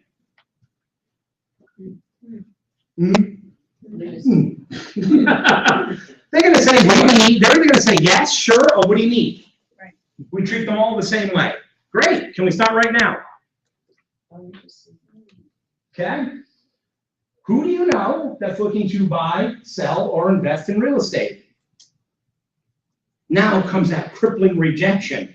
The odds are they don't know anybody. Get over it. Did you expect them to? No. Like I said, that'd be like me walking up to you and saying, here's a letter in German. Can you please read this to me? Well, no, I don't speak German. Do I feel rejected? No. And you shouldn't feel rejected if you're asking who they know. Heck, 3/4 of us are in real estate and we don't know anybody either. That's why we're making the calls. You know what I mean? Don't worry about it. It's okay. It's okay for them to say no here. You weren't expecting a yes anyway. You got your top of mind. Who do you know is looking to buy, sell, or invest in real estate? Greg, I don't know anybody. I'm really sorry. That's okay. Now, by the way, what's the hardest part of hearing no? It's not hearing no. It's what do I say next? But when it's scripted, no problem. You'll wait. Okay, say no so I can say my next word. No. Right? You see what I'm saying? No problem. Thanks for taking a minute to think about that. Probably sounds very bold-esque, right? Right? Thanks for taking a minute to think about that. Can you do me one more favor? Sure. If you do think of somebody, or if there's, if you find out about somebody afterwards, could you give me a call and let me know who they are so that I can tell them that Andrea said, I better take extra good care of them. Now, do I expect Andrea to actually do that? No, but I'm starting to set the expectation that getting a referral is really important to me, because what's Andrea most likely going to do? She's going to call up Jen. Jen's going to say, I'm thinking of buying a house, and she's going to say, you should call my friend Greg. He's a great realtor. Does she know I'm a great realtor? No, but she thinks I am because I made a professional business call to her. You see what I'm saying? And I'm staying in touch with her, and I have top of mind with her. So she's gonna say, call Greg, and then you know what else she's gonna do? Tell him I said. She's gonna call me and say, my friend Jen is gonna be calling you. Mission accomplished. Hey, great, did she say when? No, but hey, listen, if I'm here for her by Friday, can I give you a call back and check in? Yeah, that'd be fine. And maybe you can, maybe get her permission for me to call her directly. You see what I'm saying? Oh, by the way, what's your home address? What's your mailing address? Interesting. Okay? I'm going back to what Jen asked earlier about the Sphere 21 and the Sphere 33. I don't have the home address. When you make your Sphere calls, you're going to pick up the missing pieces that you didn't have in class 2. Everybody with me on that?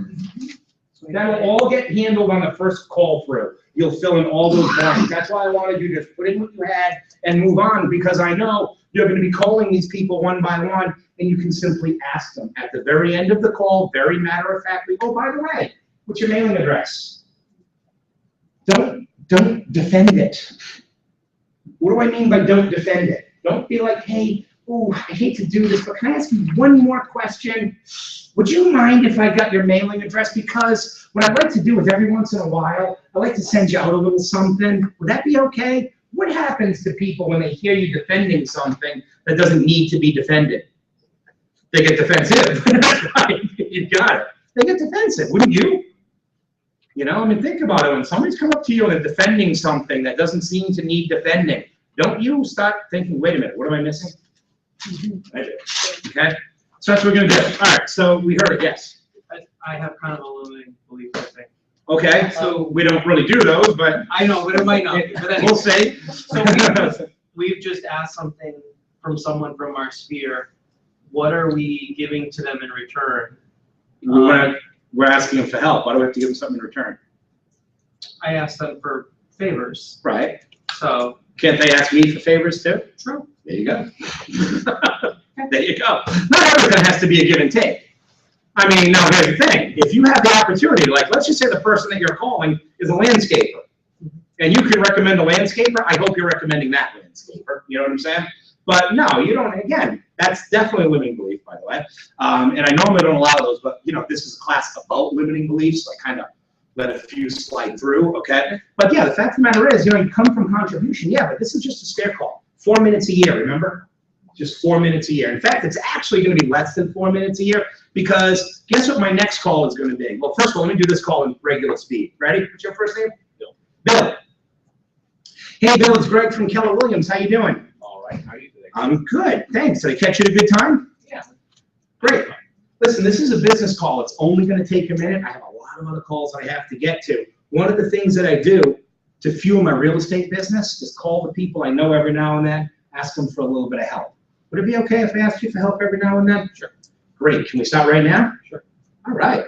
Who do you know that's looking to buy, sell, or invest in real estate? No one I can think of at the moment.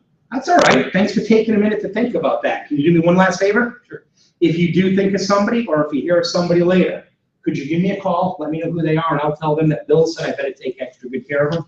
Okay. Awesome. Thanks. Hey, Bill, by the way, what's your email address? Okay, everybody with me on that? How hard was that call? First of all, how long did that call take?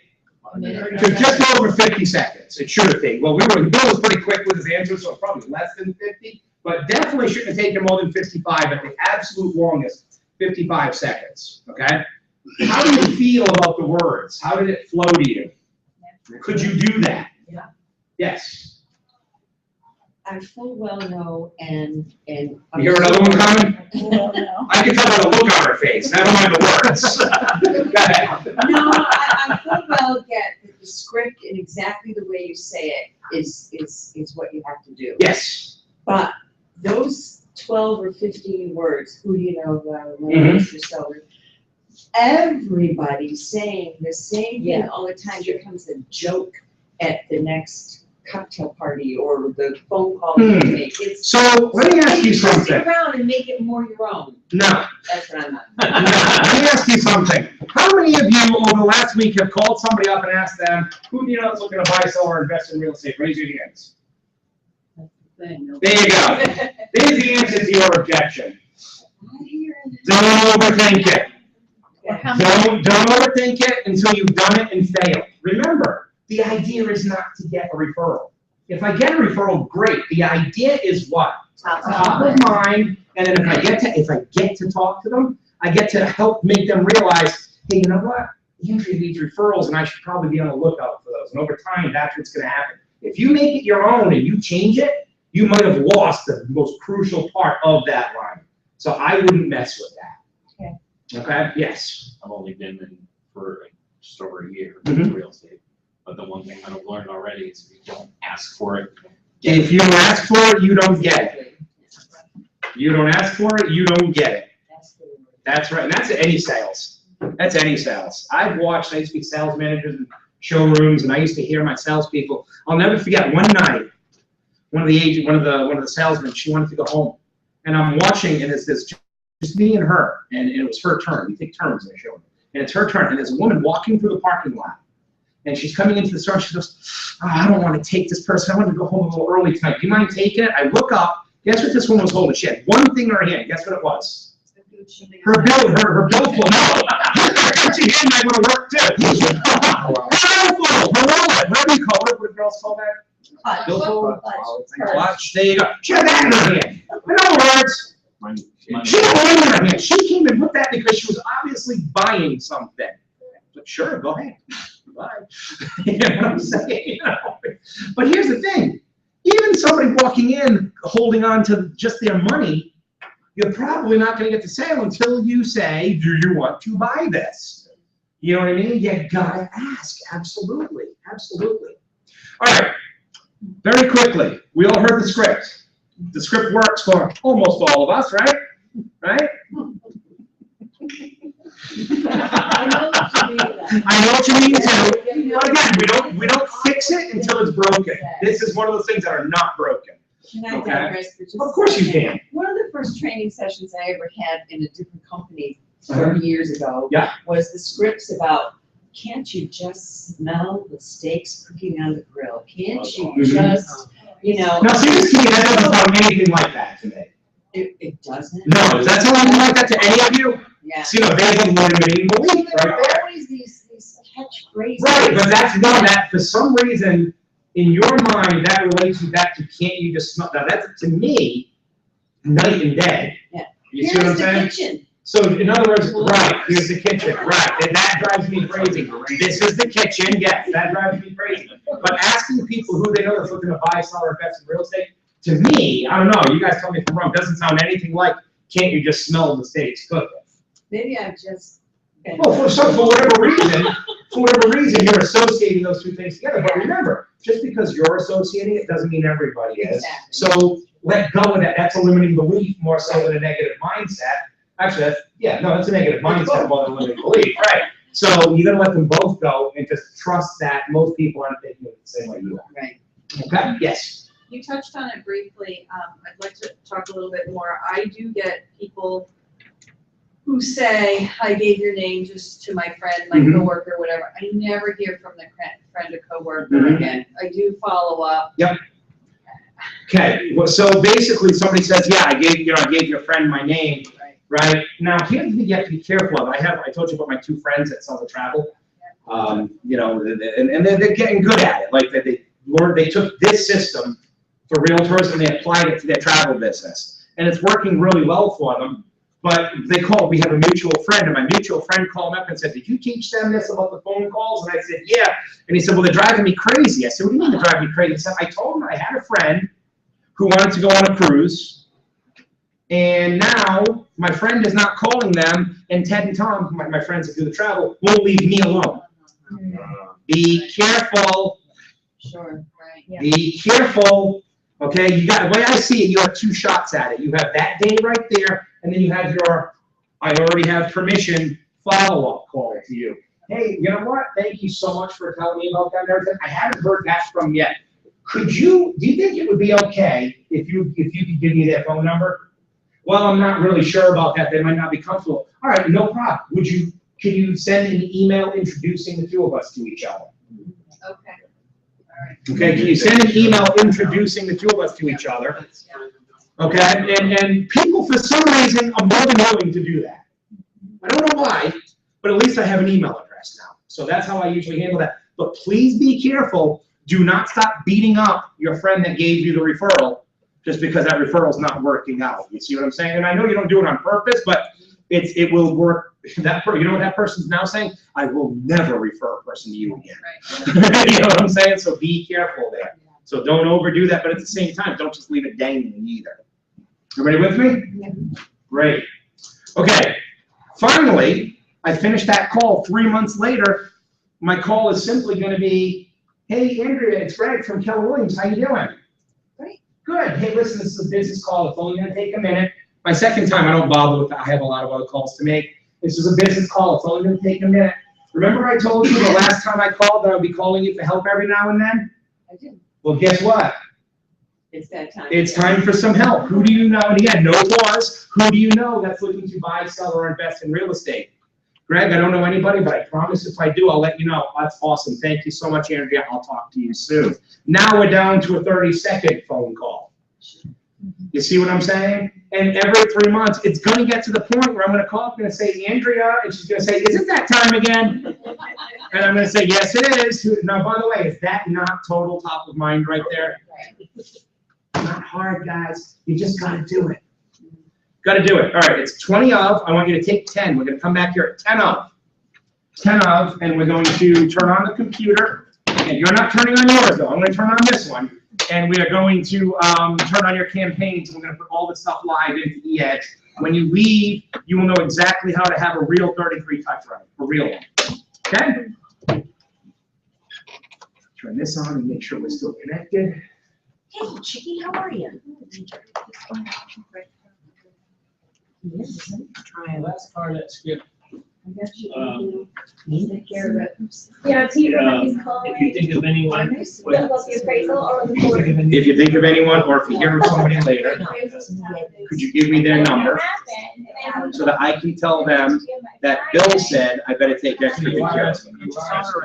I'm gonna ask for it because that's my anticipated behavior.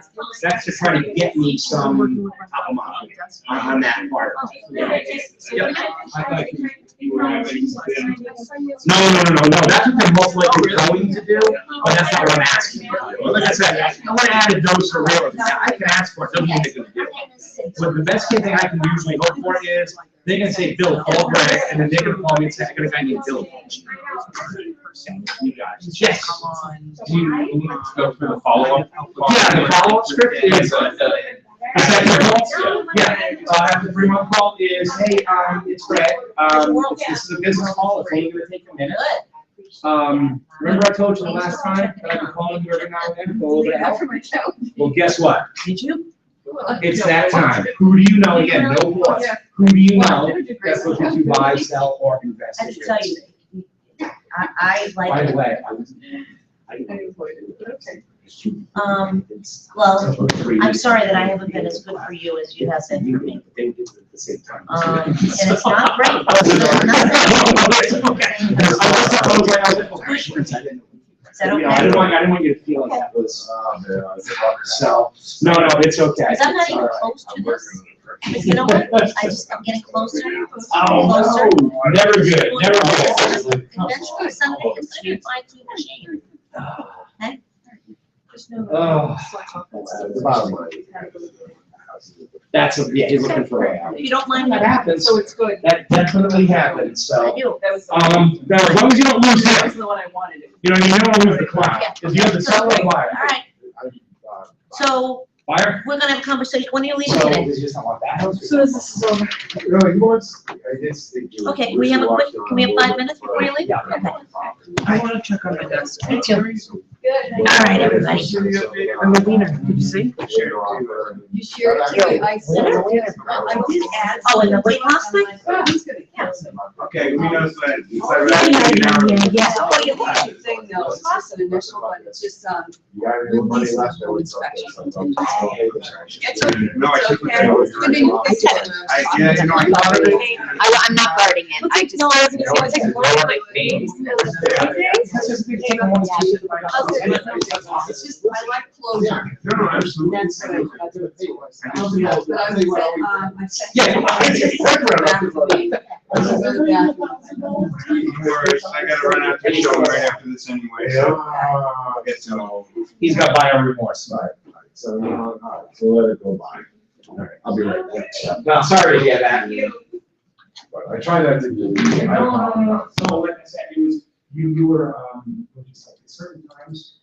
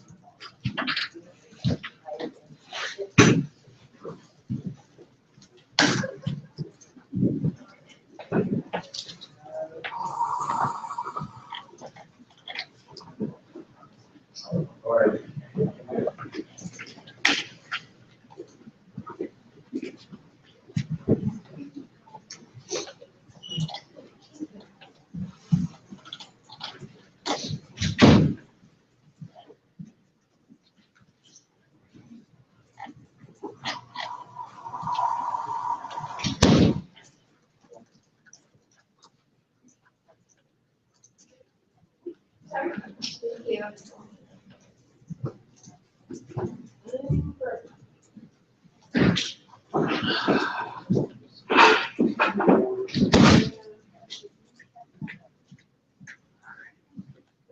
Hey, Sue, do you think for Page Hill, they could close at 11 o'clock?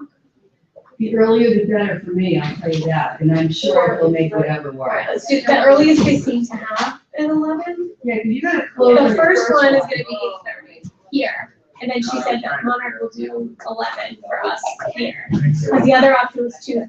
You wanna reserve that one? Yeah, I'll do, I think she does. Oh, she does? I think so. Yeah, that Yeah, sounds let's do good. that. I'm just confirming with them. That's fine. So when you get the confirmation, I'll email Jeff. Okay, thanks.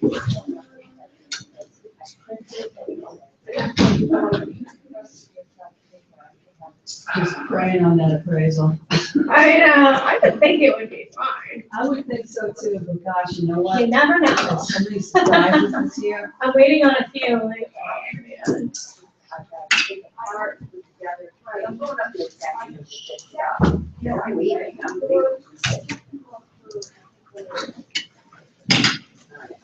You're really presenting this in a way where my comfort level is so much better now. Good.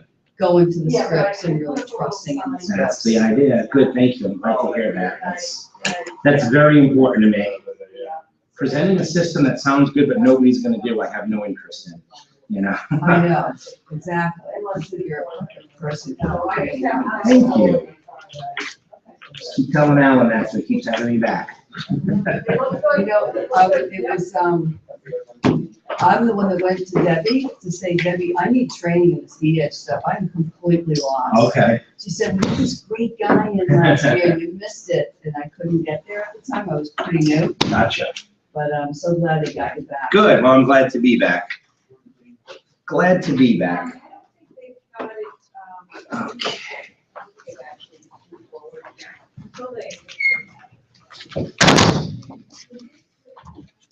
Right. I have, I know this is off, what you're trying No problem. to do this year, but. During break, everything's fair game during break. The rules are only during class time. Do you, have some great suggestions on, I use my Google Calendar, my email and everything, integrating things together as far as what you're doing on E-Edge and what you're doing on your calendar, because they don't go together. So No. do you have like good solutions? to My that? solution is simply to use E-Edge just for emails and postcards. Yeah. And obviously I have to go in there once a week or so just to see if anybody's 8x8 ended. But other than that, every appointment goes into, Okay, that's how I do it. Every- that's how I do it, every yeah. appointment I have goes in Yeah. my calendar. Right tool for the right job, right? What are the best tool for each job is what I like to do. You know, that's probably the most powerful thing. This is incredibly important, wonderful, useful, but that's probably the most powerful statement in the whole class. What was? Right tool for the right job. Right tool for the right job. Putting it all into one. Well, because again, the vendors are out there teaching you, well, one tool that does everything. Like that's the goal. No, I don't want one tool that does everything okay. I want the tools that do everything right, as long as it can work within the system that I'm Yeah. using. Connect yourself. Absolutely. What did you like better, the Google Calendar or the iCalendar? Google Calendar. And actually, I gotta say, they're pretty close to being on par with each other. Everything else I like Google. But the calendar, I gotta say, is pretty close. Pretty close either way. The advantage of Google though, it's available on any platform. That's why. If you forget your iPhone or whatever, you can log into anybody's computer and get your Google. Well, you can Calendar. do that if you have, as long as you know, you can do it through iCloud. Yeah, So wow. they're really similar. It's just a lot more, the sharing is much easier in Google on the calendar. Not that, for this system, we don't do sharing, obviously. However, if I was teaching like, a class on like business management, team building and things like that, like actually, what's her name? In this office, what are the teams? What are the teams? Roach. Oh, Tracy. Oh, Tracy. Tracy. It's driving me crazy. I have Tracy's whole team on that because her husband, her administrator, everybody can see, she can see everybody's calendar and they can see hers and they can add appointments to it, which you can do really easily in Gmail.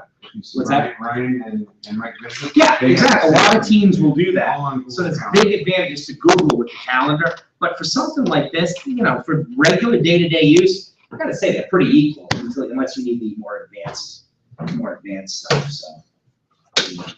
Plus, the other thing I like is, like, I went and tried out an iPhone, I have my Google Calendar on here, like, I can download the Google Calendar app if I wanted to and stuff, so that's kind of nice flexibility to do that, we always have the same app regardless, But, again, if you're doing the basics, they're pretty similar.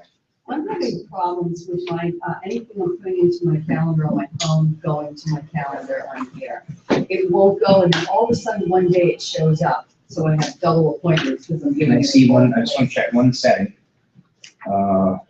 6856. Okay. You do that then. Oh, cute dogs. The shaggy hair. Those are Shih Tzus. That's what I have, 2 Shih Tzus. Oh, you do? Yeah. Mine are all shaved right now. Mine's in my early shave. Yeah, usually mine are too. They just look so much more comfortable, yeah. You do? Well, since I started traveling the last couple of years, and gave them the dog sitter, just basically kept them. And she just loved them, and I just couldn't Oh. take them back. So they're still technically mine, and even though I could have them right now, yeah, she pretty much, I go see them. I get to visit, I get visitation. That's what it comes down to. Guys, we're gonna start up in 1 minute. So basically, I want to see which calendar you're synced, your email to. I'm planning on taking this for the next month or two. Just to gather some more information out of. Default calendar, yeah, yes, okay. Information. So that should be working. But I So need it's to not, finish but it's not syncing like We have to when it should. I mean, I'll realize it, then later I'll put it in here too, and then all of a sudden it's down the road, I see both of them in here. I'm a That's bit- bizarre, we'd have to play with that, I don't know. Yeah. Well, off the top of my head, I don't know. Probably somebody have to play with and see what's going wrong there. Bizarre, yeah. Somebody's Yeah. Okay. Yeah, I don't know, I never had a problem, but then again, I've always had input, so it's the same platform. So maybe that is one. I'll tell you one thing I'm noticing, since you got this iPhone, fun. there's a whole bunch of contacts that I'm missing. I think. They're still in my Google Calendar, they're still in my Google contacts, but they're not, I can't find them, like my Ron Picasso, one of my, yeah. I don't know why, I don't know why, again, I don't know who that is, I don't know who What illness did you have to get you to find out? What's that? What illness did you have? I was having so much trouble with Samsung, I said, let me just give it a try. I had 14 days to try it. Took me 5.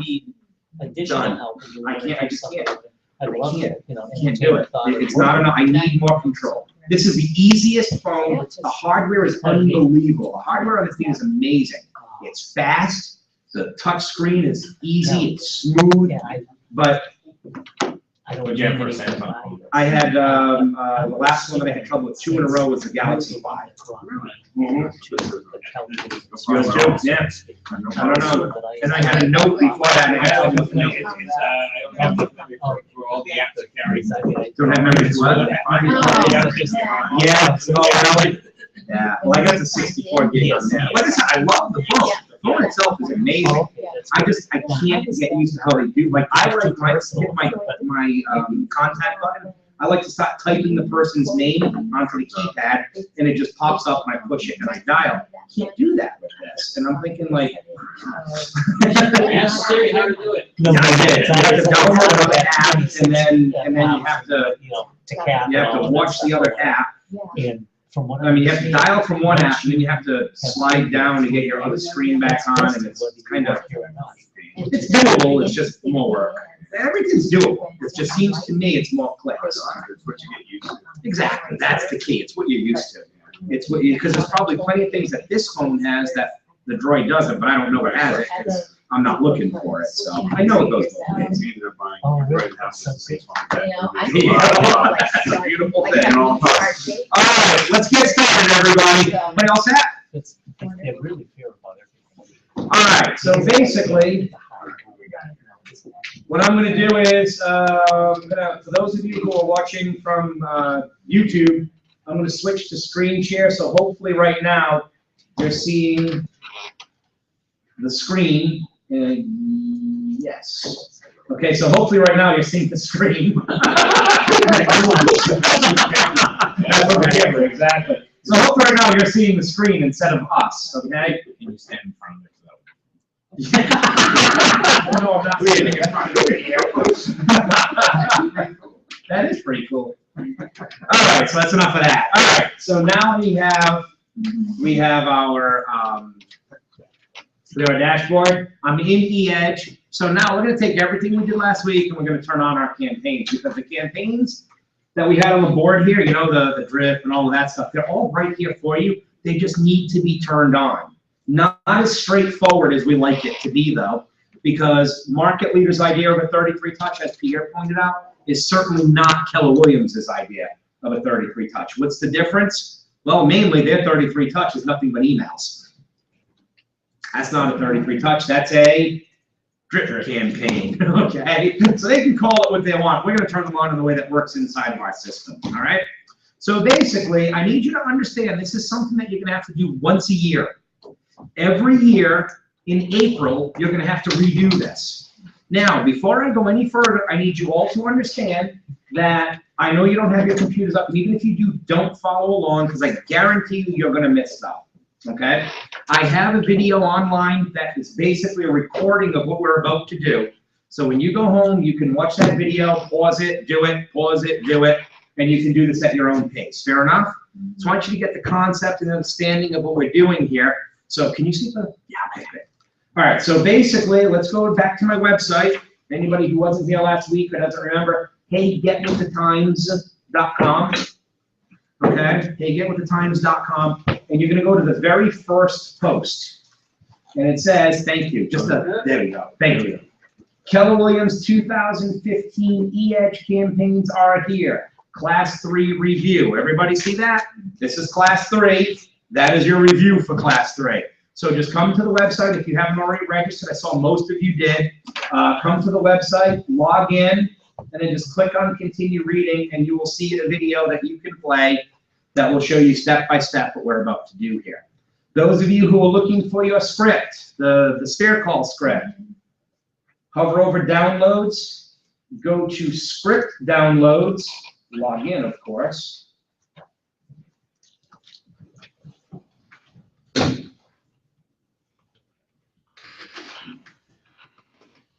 Okay, and then the very first one is your spare call script. That also includes your handwritten thank you note script.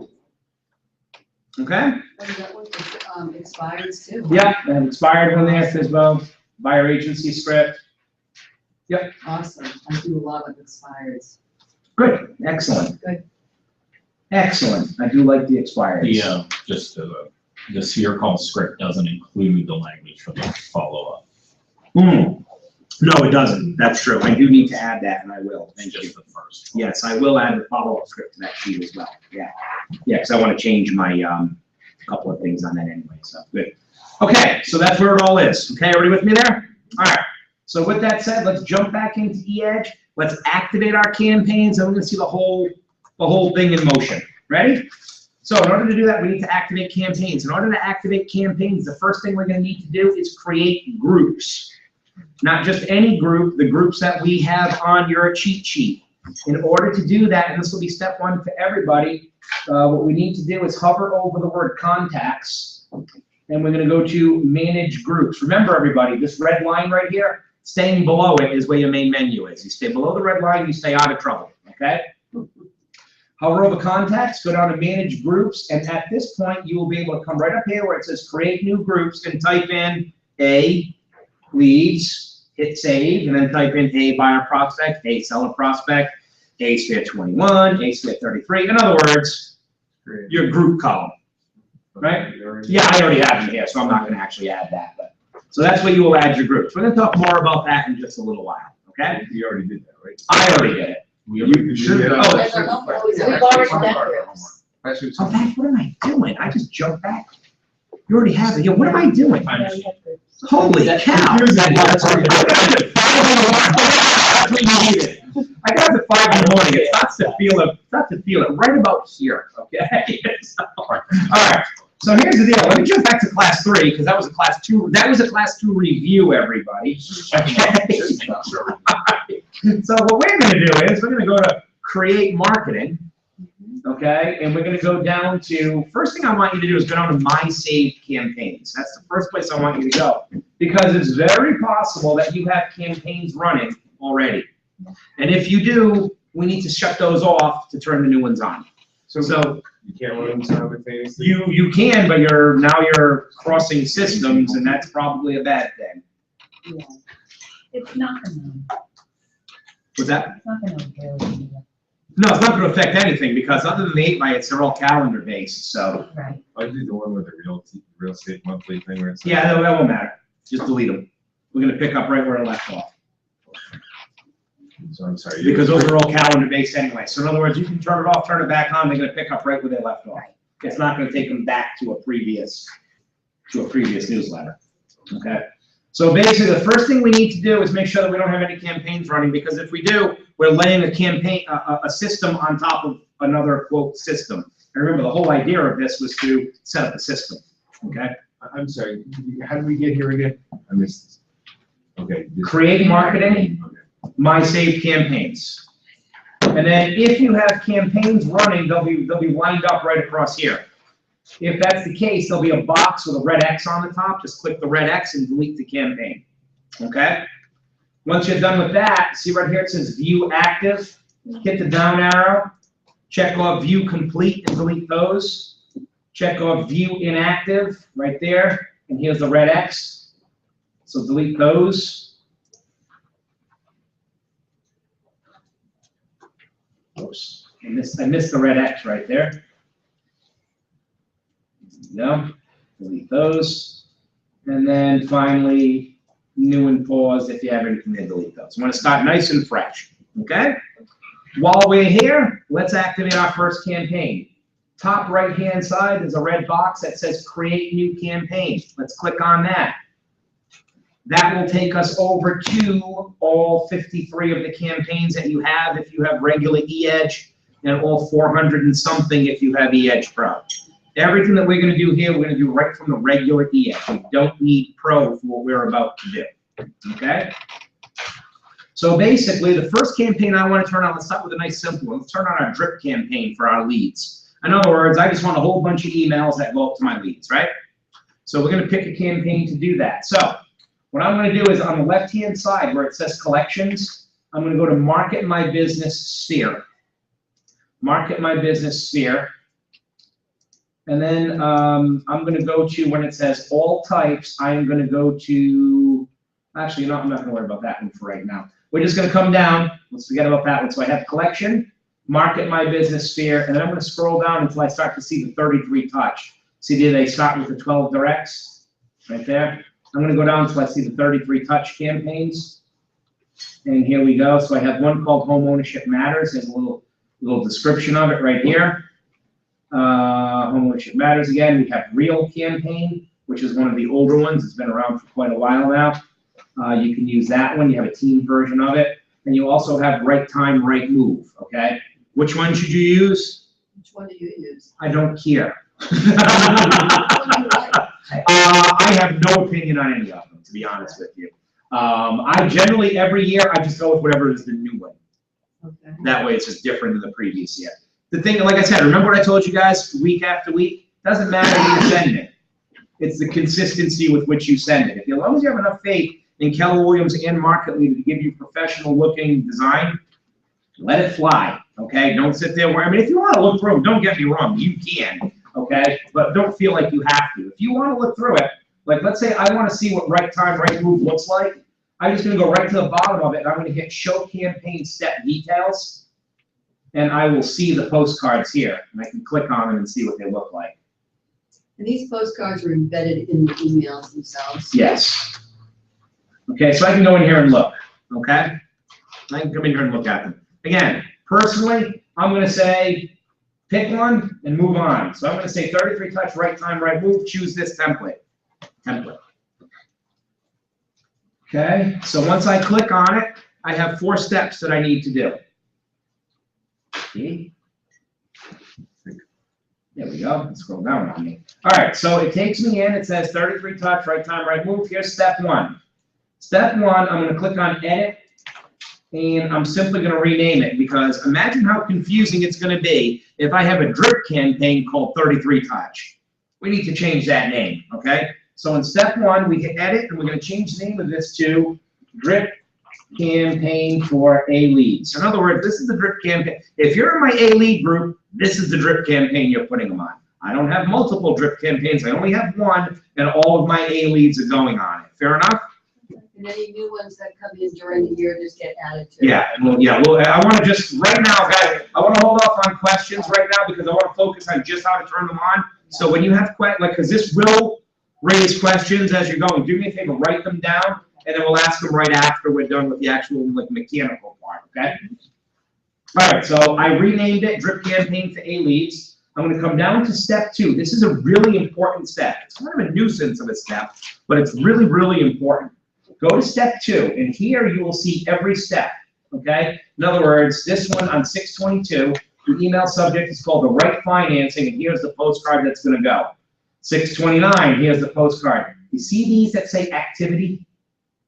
This is a reminder that's going to show up in your reminder section of your dashboard, and I want you to delete these because here's the thing. Number 1, do we need reminders? No, we don't need reminders because we're automating our system. Right? We don't need reminders. The other problem, the reason that we're gonna go in here and bother to delete these is if I put 200 people on this campaign, I'm gonna get 200 reminders in my dashboard, and I'm gonna have to delete them one by one. Okay? Not too effective. All right? So what we're gonna do is we're gonna invest a minute right now so that we can save ourselves lots of time every month. Okay? So wherever I see activity in this drip campaign, I'm gonna hit the red X and delete it. Here's activity, and there are quite a few of them. Okay, the red X and delete it. Is this all in your video? Yes. This one is the phone calls, right? Yeah, I'm taking all the reminders out, including the ones that say phone call, because I'm not using this to remind me to make my calls. I'm using my business management system to make my phone calls. So I'm getting rid of every single activity I see because I do not use this program to remind me to do things, right?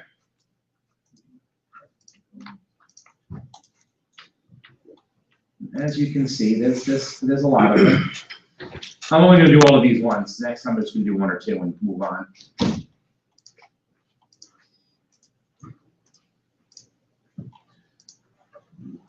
There we go.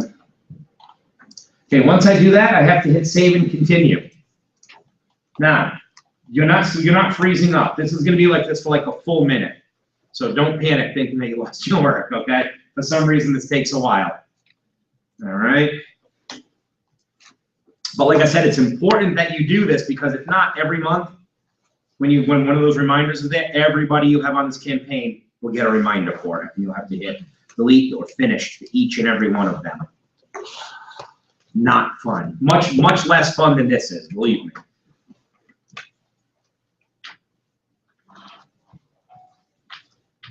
Hey, what is that Google Hangouts thing? That's what we're broadcasting on right now. That's Google's like, it's kind of like Google Skype, I guess is an easy way to word it. But what it does is you can broadcast it. So we're broadcasting it and people can go to YouTube and watch it live, like a live stream on YouTube.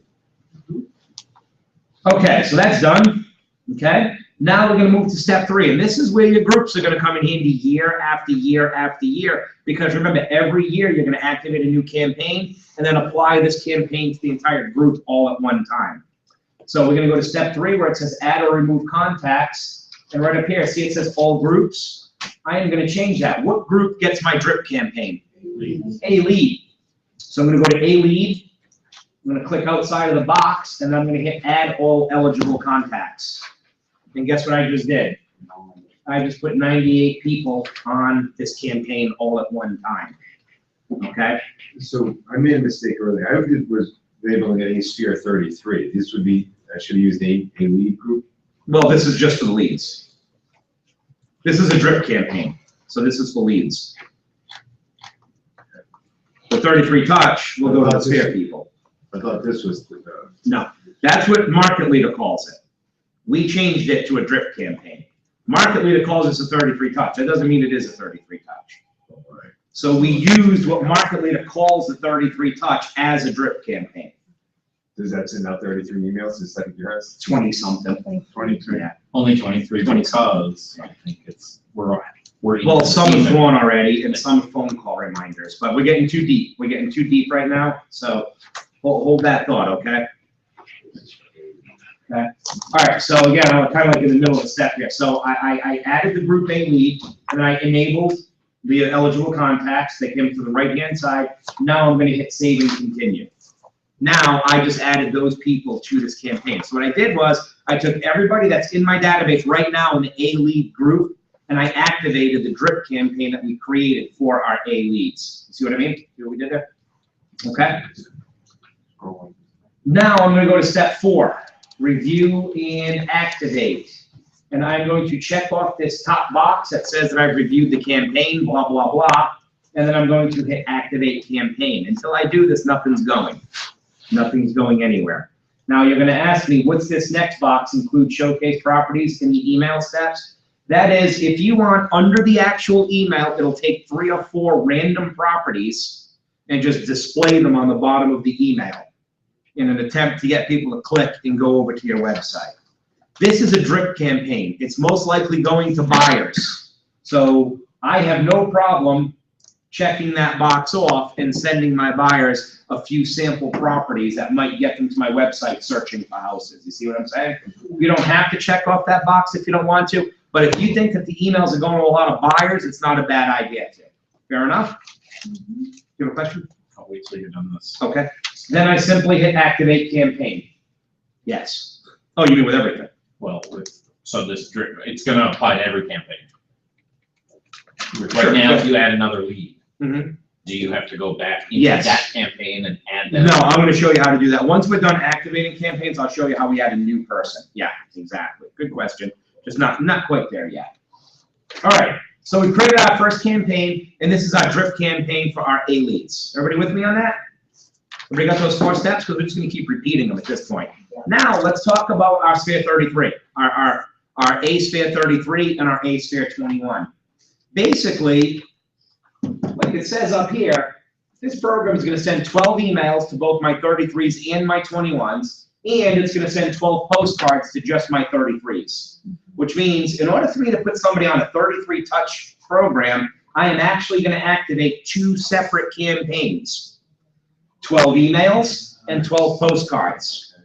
So when I put you on a 33 touch, I don't have a campaign just called 33 touch. I'm gonna have a campaign called 33 touch postcards and another one called 33 touch emails. And I'm gonna put you on both of them. You understand? If you're on a 21, you're just getting the email portion because we don't send postcards to the Spirit 21 people. Does that make sense to everybody? And the postcards are actual snail mail. Yes, actual postcards, yes. Okay, so let's get that started. So let's start with our email portion. That's going to be the same email portion for both my A-Sphere 33s and my A-Sphere 21s. Okay, so I'm going to come up here and I'm going to hit create a new campaign again. And again, I'm going to go to Market My Business Sphere. And the emails that I use for both my Sphere 33s and my Sphere 21s, in other words, that one email a month, the email that I use is This Month in Real Estate, which is the newsletter that Keller Williams creates for you every month. So I'm going to scroll down until I see 12 Direct, This Month in Real Estate newsletter, right there. Okay? I'm going to hit Choose This Campaign, and I'm going to go through the same 4 steps that we just went through with the last campaign. Step 1 is I'm going to rename it, and I'm going to rename this 33 and 21 touch emails. In other words, this is the email campaign for my 33 touch people and my 21 touch people. Okay? I might as well just use one because it's the same thing. And I'm going to hit save and continue. I'm going to go to step 2, and I'm going to go and delete all of my activities again. Now again, I am not going to delete all of them this time. I'm just going to delete like 3 of them. Okay, so you're going to delete all of those activities again. Once you're done deleting the activities, you're going to hit save and continue, and again, it's going to go through this loading, which will take about a minute. Okay? Remember, the reason that we're deleting those activities is because we simply don't need those reminders. We just don't need them, you know? So there's really no sense in us having to deal with all that. Now we're going to go to step 3. We're going to add and remove contacts. And again, we're going to do this by group. So I'm going to hit all groups again. Now, what groups are going to get the 33 and 21 touch emails? A-Sphere 21. A-Sphere 21 and A-Sphere 33. I check them both off. I click outside of that box, and then again, it says here's 58 eligible people for you. I hit add all eligible contacts. It moved them all to the right side for me. And I'm going to hit save and continue. Then I'm going to go to step 4, review and activate. Now, this is my sphere of influence. Are these buyers? No. No. So I'm probably not going to check off that second box. I'm just going to check off the top box, and I'm going to hit activate the campaign. Everybody with me? Any questions? Okay. So that's half of our 33 touch. The email portion is now in there, and everybody that's in our Sphere 21 and Sphere 33 group is now on the email portion of it. Now we need to create a postcard portion just for our Sphere 33 people. In order to do this, you will have to put your credit card on file. Your credit card has to go on file in order for that to happen, okay? I'm going to show you how to do that. All right, so basically to put your credit card on file, you're going to go back to your main menu. You're going to hover over the word admin, and you're going to go to the first option, my account. This is where we spent the whole second half of class 1, so this should look familiar to you. This is where we did all of our setup work, okay? So once you get here, on the left-hand side, it says billing and shipping. Click on billing and shipping, and then right here you will see, if you have a credit card on file, fine. If you don't, you will need to add one. If you have a credit card on file, you need to make sure that this third box right here is lit up. This third box needs to have a check mark in it, in other words. If it doesn't, you have to check it. You're going to have to click that box and check it. That's telling the program, this is the default credit card for my marketing stuff. So in other words, once you add your credit card, there's a second step. You have to click on this third button.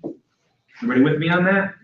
Now, I think I have an old card here. That's an old card. It says name on there, so this isn't going to work. But, what's that? They don't charge you $25. What they do is they give you a bank of $25. It's not a setup fee. Yeah. They take a 25, as soon as you activate your card, they charge you $25, and that's your bank for the first $25 of printing you do. The reason that they do that is because if you're sending out 8x8 postcards, one at a time, 80 cents each, it comes out of that bank of $25. Otherwise they get charged. Right, so no, it's not a setup fee. That is your $25. It's just your first $25 is just for the little onesies, okay? Does that regenerate somewhere down the road? Again, I don't want to go this deep, so again, Okay. let's just stay on setup for right now. Write down your questions, It's okay? like Easy Pass. Okay, so basically, you're gonna add it and you're gonna check this off. I don't feel like adding a new card and stuff right now, so I'm simply not going to. But once you do, and that's lit up, you'll be ready to go, okay? Once you have your card in there, you can now start adding your postcard campaigns. Because again, the postcards cost money. They're not free. They're gonna charge you before they send them. And if you don't have a credit card on file, they're not gonna send them, okay? So you're gonna go back to create marketing, and we're gonna say, create new campaign, okay? And now we're gonna activate the 33 touch postcard campaign. So again, we're gonna come over here to collections, and we're gonna hit market my business sphere. And here's what I'm gonna highly recommend at this point in time, highly recommend that now you come up here to where it says delivery schedule, and you hit date campaign. You have two choices there, date and interval. Date campaign means that regardless of when I added you to this campaign, on September 10th, you're getting this postcard. You see what I'm saying? Everybody on September 10th is getting the same postcard regardless of when I turn the campaign on for them. So I might have turned it on for you 6 months ago and you yesterday. On September 10th, you're both getting the same postcard, okay? Interval campaign is the opposite. Interval campaign means today I added you 6 months ago, so 6 months ago you got postcard number 1.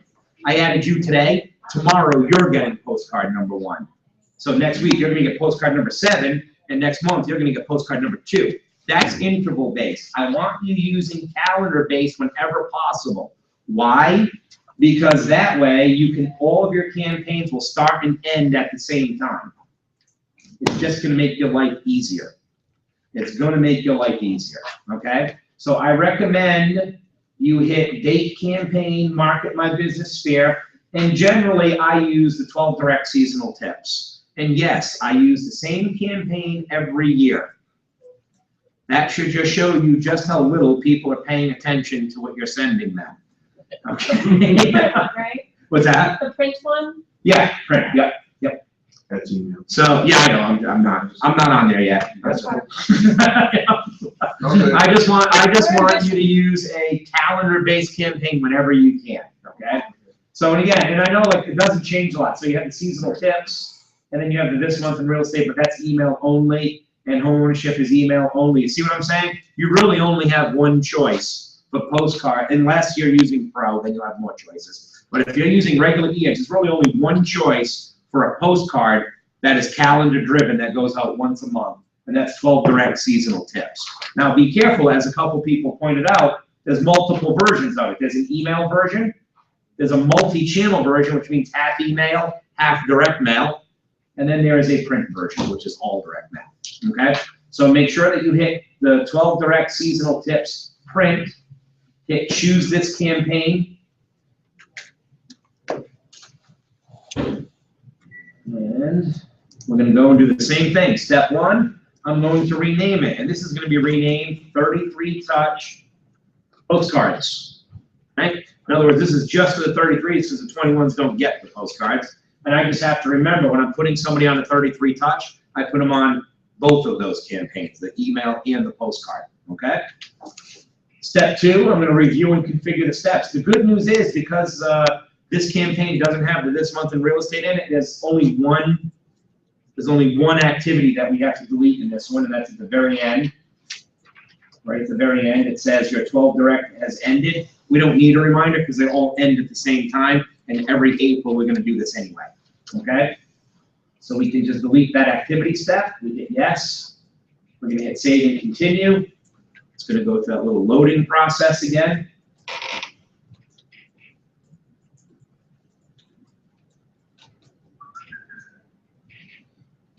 Okay, we're gonna move on to step 3, and what group are we adding this time? A Sphere 33, that's right. Why are we not adding the 21s? Because they don't get postcards, exactly. So we're gonna add our eligible contacts, and then we're gonna hit save and continue. And now when you get to step 4, I'm not gonna be able to activate this because I don't have an active credit card on file. But we're gonna hit review and activate. You're gonna check off this top box.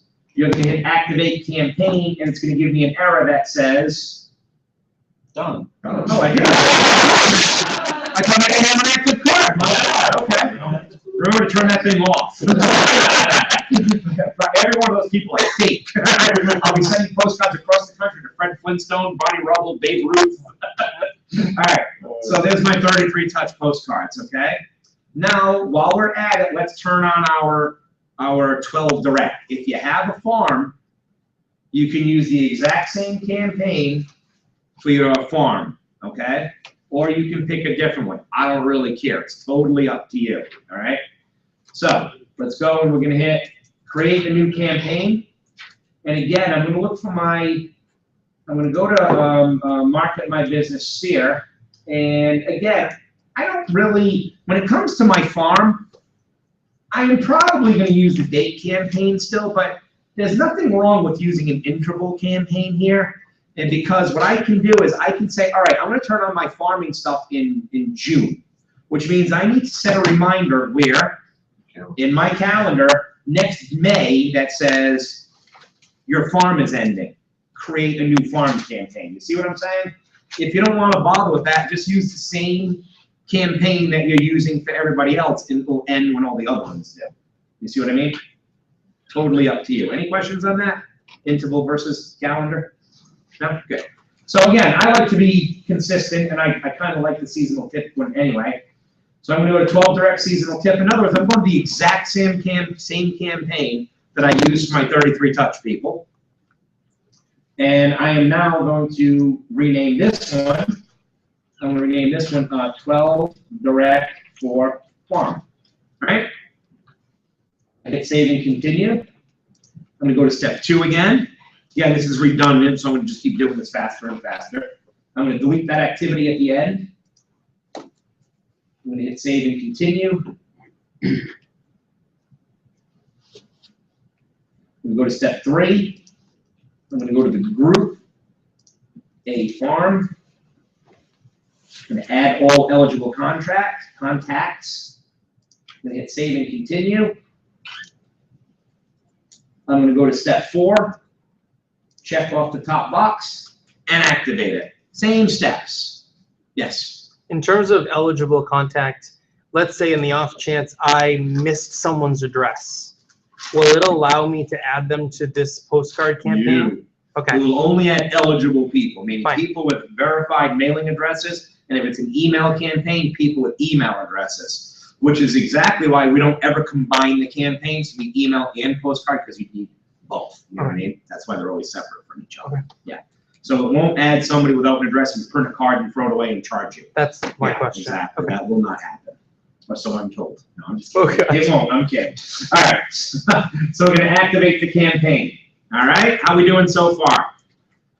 We have every one of our campaigns turned on except for what I call the dreaded 8x8s. Why do I call the dreaded 8x8s? Because all the rules I just gave you don't apply to the 8x8. We're going to set up the 8x8s completely different. Why? 8x8s are interval based. They're not calendar based. In other words, I'm not putting everybody on an 8x8 on the same day and everybody's going to get the same touch. I'm putting you on it today. When I meet you in 4 weeks, you'll go on it, and you need to get all 8 steps. So they're staggered, okay? Which means we have a couple of different rules. There's another problem that's going to create more rules. An 8x8 is traditionally emails, postcards, and phone calls. Do you have all of your prospects' email address and home address? No. Some of them, do you have just a home address? Yep. Some of them, do you have just an email address? Yep. So can I turn on an 8x8 for people that I don't have a home address for? No. Not if I do a multi-channel, right? So I'm going to create 3 different versions of my buyer 8x8, and 3 different versions of my seller 8x8.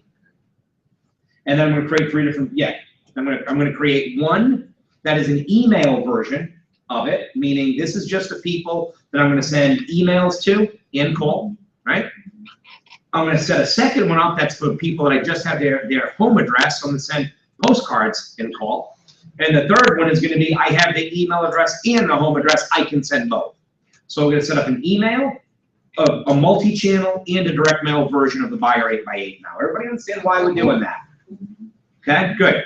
Now, because we're doing that, again, we're gonna do a lot of things different for the 8x8. So if you were starting to zone out because everything was different, zone back in, okay? And then it'll get redundant again. All right, so basically, let's go and create a new campaign. Now on the collections, we're gonna hit Market My Business Buyers. Okay, and this is where you'll find your Buyer 8x8s. And again, there are several to choose from. I really don't care which one you use, okay? You can use A Great Time to Buy, Info You Can Rely On, Now Is the Time to Buy, and I think that's the last one. You don't ever really find one that's more effective than. No, because people aren't reading them like that. They're just not, you know? You might find one that you like better, you know? And then that's fine, you know what I mean? If you find one you like, go right ahead and use it, you know? I'm just gonna use A Great Time to Buy. Now notice this one right here, they usually mark, this one isn't, but notice this says 6 email steps and 2 activity steps. The 2 activity steps are your phone call, okay? So basically, we can use that one. We can come down here, Info You Can Rely On. I usually use Now Is the Time to Buy. So let's go to Now Is the Time to Buy email. See that? It's 7 emails, and then these 2 activity steps, a 1 phone call reminder, and 1 reminder that the campaign ended. Okay? So let's use this one. Now Is the Time to Buy email. I'm going to choose the template, and we're going to start off just like we did before. I'm going to go to step 1. And I'm going to rename this. I'm going to name this one Buyer 8x8 Email Version. Okay? And I'm going to hit Save and Continue. All right? I am going to skip step 2 and, whoops, I'm going to skip step 2 and 3. I don't need to configure steps because I can't delete the reminders. The only reminder I can delete, as long as I'm using my business management system, is I can come in here and I can delete the phone call reminder. How come? Because it's in my business management system anyway. So you don't have to come in here and delete this phone call, because unlike the other reminders, you're not going to get 200 of them. You're just going to get 1. And maybe it's good to have it there, because maybe you forgot to put them in your business management system, and that'll make you say, I'm not calling this guy. I need to get in touch with him. So I generally don't delete anything on my 8x8s. Fair enough? If you really want to, you can come in here and delete step 7 in this one, which is the phone call. See that? But again, I'm just going to leave it there. Fair enough? Okay, so let me get out of here. And again, normally I would come to step 3 and I would say, get all of my A buyer prospects and put them on this campaign. But I can't do that. How come? Because I don't know which ones I only have their email address. So we're going to have to manually put our prospects on this campaign 1 by 1 based on the contact info we have for each of them. Does that make sense? Any questions on that? Okay, so we're going to skip that step. So all I'm doing to turn on my 8x8s, I have to turn on 6 of them.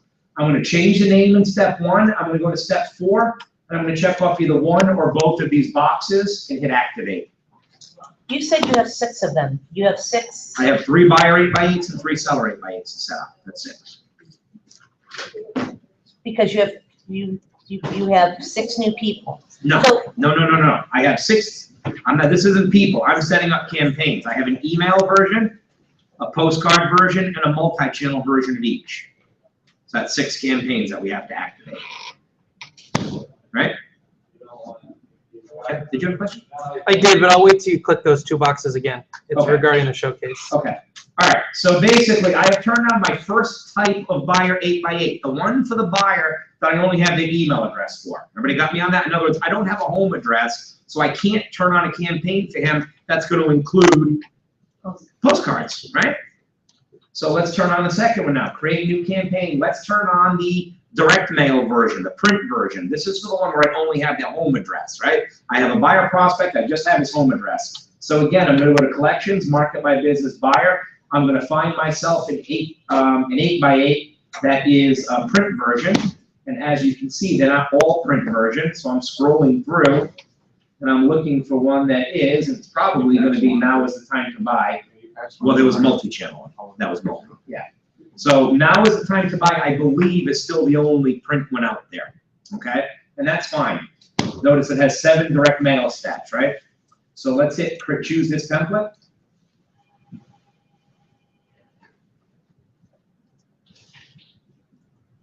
Let's change the name, buyer, 8x8. And you can call it print, or I usually just call it postcard version. You can call it direct mail version. As long as you understand, this is the one that's getting mailed to their house, you know what I mean? And then I'm gonna hit save. Again, I'm gonna skip steps 2 and 3 because we put 8x8s, we don't need them. I'm gonna go right down to step 4. Oops, there we go. I'm gonna check off the top box. Do I need to check off the bottom box on a postcard? No, that's for email only. That's, in other words, it's not gonna attach, it's not gonna print properties on the bottom of the postcard. That's only for email, yes. So can you explain that function, what the reaction, what happens when you click that? On the bottom of the email, it puts 3 or 4 random properties. Whatever your listings are, or company? Random. Oh, okay. Yep. Well, again, it's for buyers. It's the idea is they see a property, they say, oh, look at this house, and they click on it, and they land on your website. Okay. So, yeah, like I said, you can use it, don't use it, it's up to you. But being a postcard campaign, it's totally irrelevant for this one, right? And we're gonna hit activate campaign. Okay? One more campaign to add for buyers. Create new campaign. Now I need a campaign for those buyers that I have both their email address and their home address, and that's a multi-channel campaign. In other words, I'm gonna send 3 emails, 3 postcards, and 2 phone calls, or something along those lines. And I'm gonna hit market my business buyers, and I'm gonna go and find myself a multi-channel campaign. Just to be different, let's use this one. Okay, as you can see, this one has 4 emails and 3 direct mails. That's a multi-channel campaign. So I'm gonna choose the template. And I'm gonna say, the name of this will be buyer, 8x8, multi-channel. I'm gonna save it. I'm gonna go right down to step 4. Again, I'm gonna check off this top box. I'll also check off the bottom box here, because some of these are email, they're going to buyers, I might as well, don't have to. And I'm gonna hit activate campaign. I have now activated all 3 of my buyer 8x8. So now I have a buyer 8x8 for my email people, my postcard people, and the people, and I have both email and home address for, okay? I'm gonna do the same thing for seller. I'm going to spare you that right now, because I can't even imagine having to make you go through that 3 more times, okay? You understand, the only difference is when you hit create new campaign, instead of selecting market my business buyers, you're gonna select market my business. There you go. And then just pick whatever campaign you want for each of the 3 and name them seller 8x8 instead of buyer 8x8, obviously. Okay? So let's just say that we now have all of our campaigns activated. How do you feel? Excellent. You should feel pretty good at this point. I'm glad you feel excellent. Excellent. All right, here's the thing. Whether we realize it or not, what we just did is we are almost there. We are a couple of quick steps away from you being one of the elite KW agents in this country who are delivering a true Gary Keller-inspired 33 touch. Most people can't say that. I hope you realize that, okay? You're just about there. You need to do 2 things. First of all, I like to finish off my business in here. Notice I have all of these buyer 8x8 campaigns. Do I have anybody in them? How come? We didn't add anybody yet. So you have a little homework. On top of doing what you just did, we're gonna go back to where you were last week. We're gonna go back to contacts, manage groups. Okay? You're gonna go to your, hey, why aren't we there yet? It's still thinking, huh? Contact manage groups. I'm going to go to my A buyer prospect group, and I am going to click on the number. That number means this is how many people you have in this group. So you can see I have 53. Okay? I click on it, and that takes me to a list of all 53 of my buyer prospects. Okay? So I'm going to start with the very first one, which in this case is me. So I'm gonna click on the first one, and I'm gonna look, and I'm gonna say, okay, I have his email address, right? I do not have his home address. See that? Okay? I'm gonna come right back up here. See it says more actions up here? I'm gonna click more actions. I'm gonna hit add to campaign. This is how we manually add campaigns to people, okay? So I'm gonna come up here and I'm gonna hit add to campaign. And the campaigns that I am eligible to receive are showing up here. Notice none of the campaigns that require postcards are showing up. So I'm a buyer prospect who only have an email address. Which campaign should I be going on? Buyer 8x8 email version. I hit the plus sign, I hit close, and I just added the first person to the appropriate buyer 8x8. I'm gonna hit next.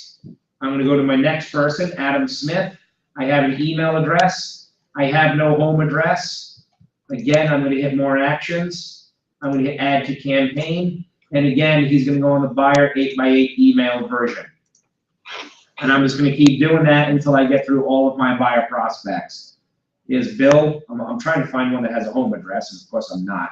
So let's just say Bill had a home address and an email address. What campaign would I put him on? Multi-channel. Right, buyer 8x8 multi-channel. When I'm done with the buyers, I'm gonna click on seller prospects, and I'm gonna do the same thing with my sellers. Everybody with me? Once I've done that, now I am so close to done.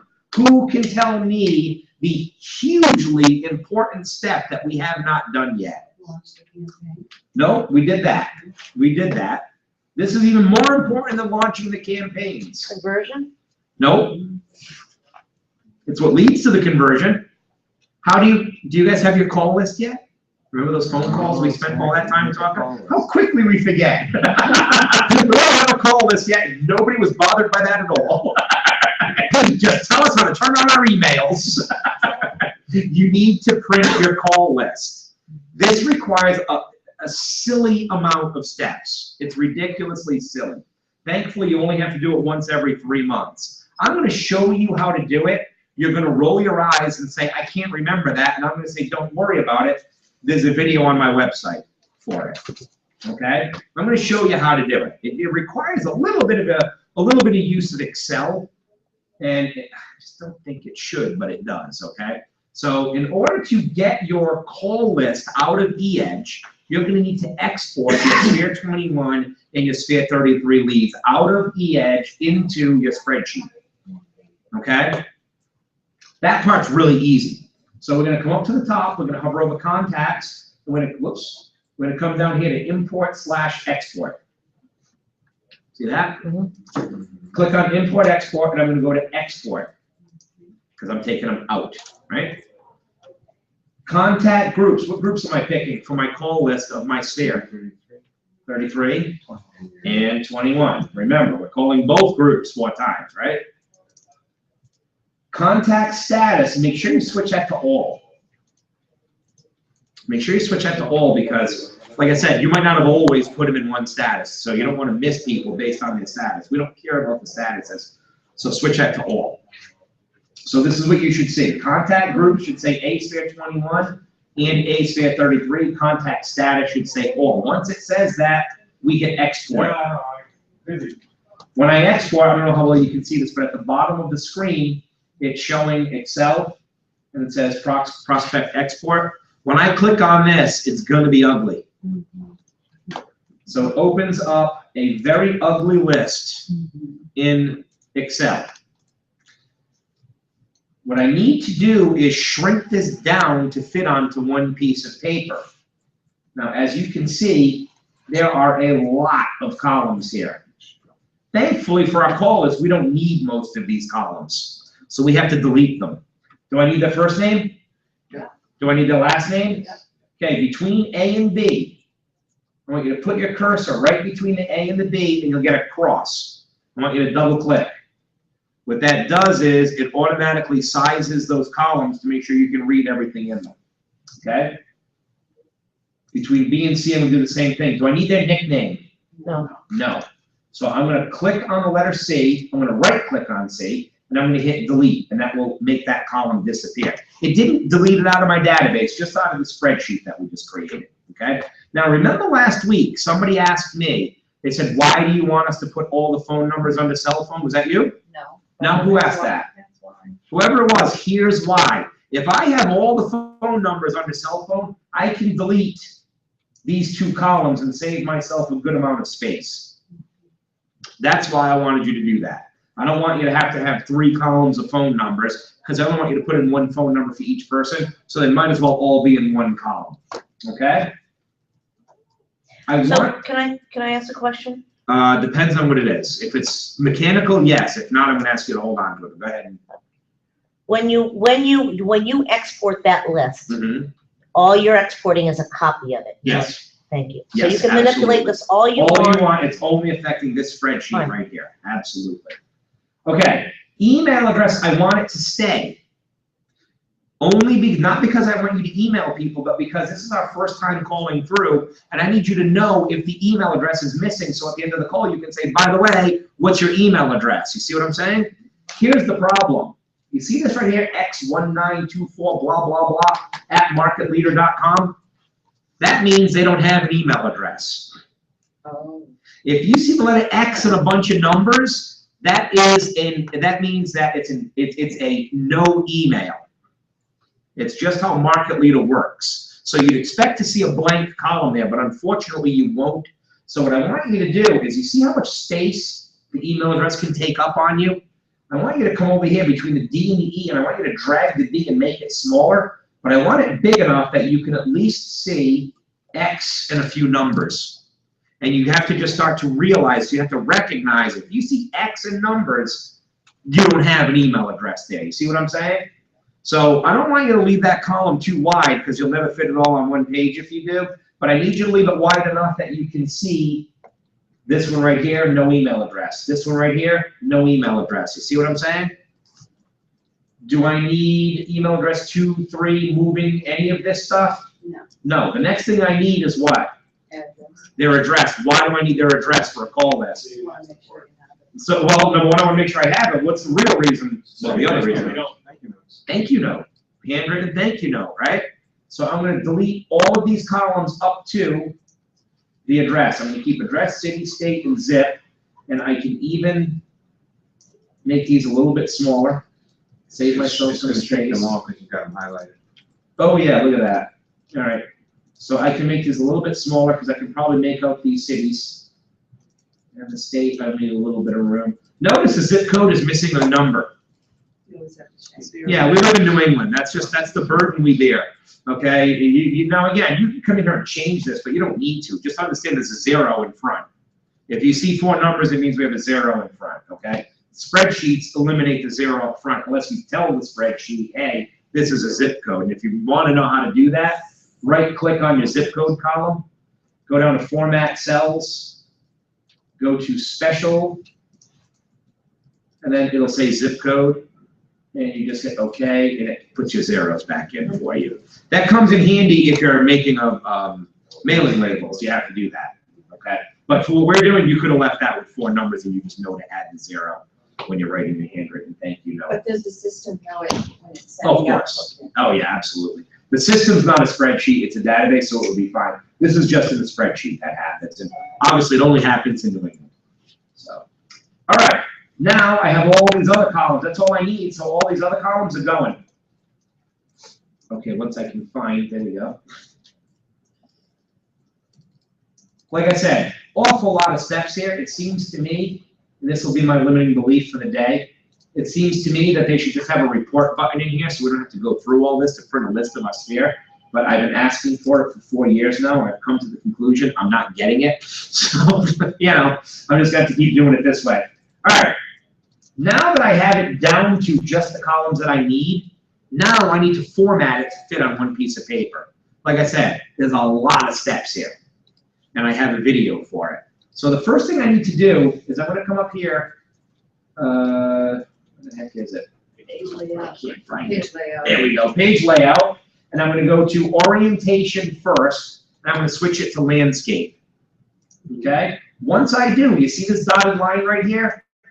Mission accomplished. As long as everything is on the good side of that dotted line, everything's fitting on 1 page. If it wasn't, I'd have to make things smaller and make it fit. Generally, one of the first things you have to do to make it fit is hit margins and go to, smaller margins, and then you might have to make some columns smaller. But as you can see, you shouldn't have too much of a problem doing this. I do need to fix my cell phone, and that still keeps me on the right side. And let's see, email address is good. Everything look good? Okay. I'm still not done. I need lines because I'm going to go blind trying to figure out how to do this without lines. Okay. So what I'm going to do is I'm simply going to start in cell A1, hold down my mouse button, go to H1, and then scroll all the way down until I get to the last one. Okay, in other words, I highlighted my whole spreadsheet. And now I'm gonna come up to, back to home, and I'm gonna go to this right here. I don't know how you can see it, but it's a box with 4 boxes inside of it. I'm gonna hit the down arrow to the right of it, and I'm going to hit all borders. And what I did was, I now have lines, and finally now I can print it. You can actually add those grids when you print it. I'll show you. Well, yeah, but depends on what browser they're using, so, yeah, I don't like to go that route. All right, And save it. what's Yeah, that? save it. You can save it, I would. But here's the thing, remember, in 3 months, you have to go do it all again. In other words, you're not, right, if you lose your list, you wanna make sure it's saved, okay? So I would save it, but understand that I'm not using this, when I finish, I'm throwing it away, I'm deleting this file, and I have to go do all this again. Why? Because hopefully I've added people, right? And I have to keep, keep my list updated. Once I have it printed, what's the next thing I do? I'll get right to your question in a minute. Once I have it printed, what do I have to do now? I have to do my math. I have to say how many people are here. I have 250 people here, okay? 250 times 4 equals 1,000 divided by number of weeks that I work. Let's say 50. 1,000 divided by 50 means 20 calls per week. So I'm going to count 20 names, draw a line, next 20, draw a line, and so on till I'm done. Everybody with me on that? I will now take this list with me. And as I go through my day, I am banging out my 20 calls. So I'm in line at Dunkin' Donuts, or you're waiting for the kids to get out of school. This doesn't have to take chunks of time out of your day, is my point. Right? You can be banging these out as you have a few extra minutes. Check it off once they're done, and you're good to go. Everybody with me on that? Okay, yes, what was your question? I guess I was just wondering if it made sense to sort it alphabetically or. Doesn't make any sense at all. No. You can, if you want to be organized and do it all. It doesn't matter to me. I just want to call 20 people. I'm going to call them all anyway. The order is completely irrelevant to me. So whatever order it happens to come in, like mine happened to be sorted by first name. So that's how it's going to be. I don't care. You can if you want to. Don't need to though. Okay? Okay, any other questions? Okay, let's see the whole process in action. Ready? Close that. Okay, so we're gonna log in. So we're gonna come into our e-edge. Dashboard.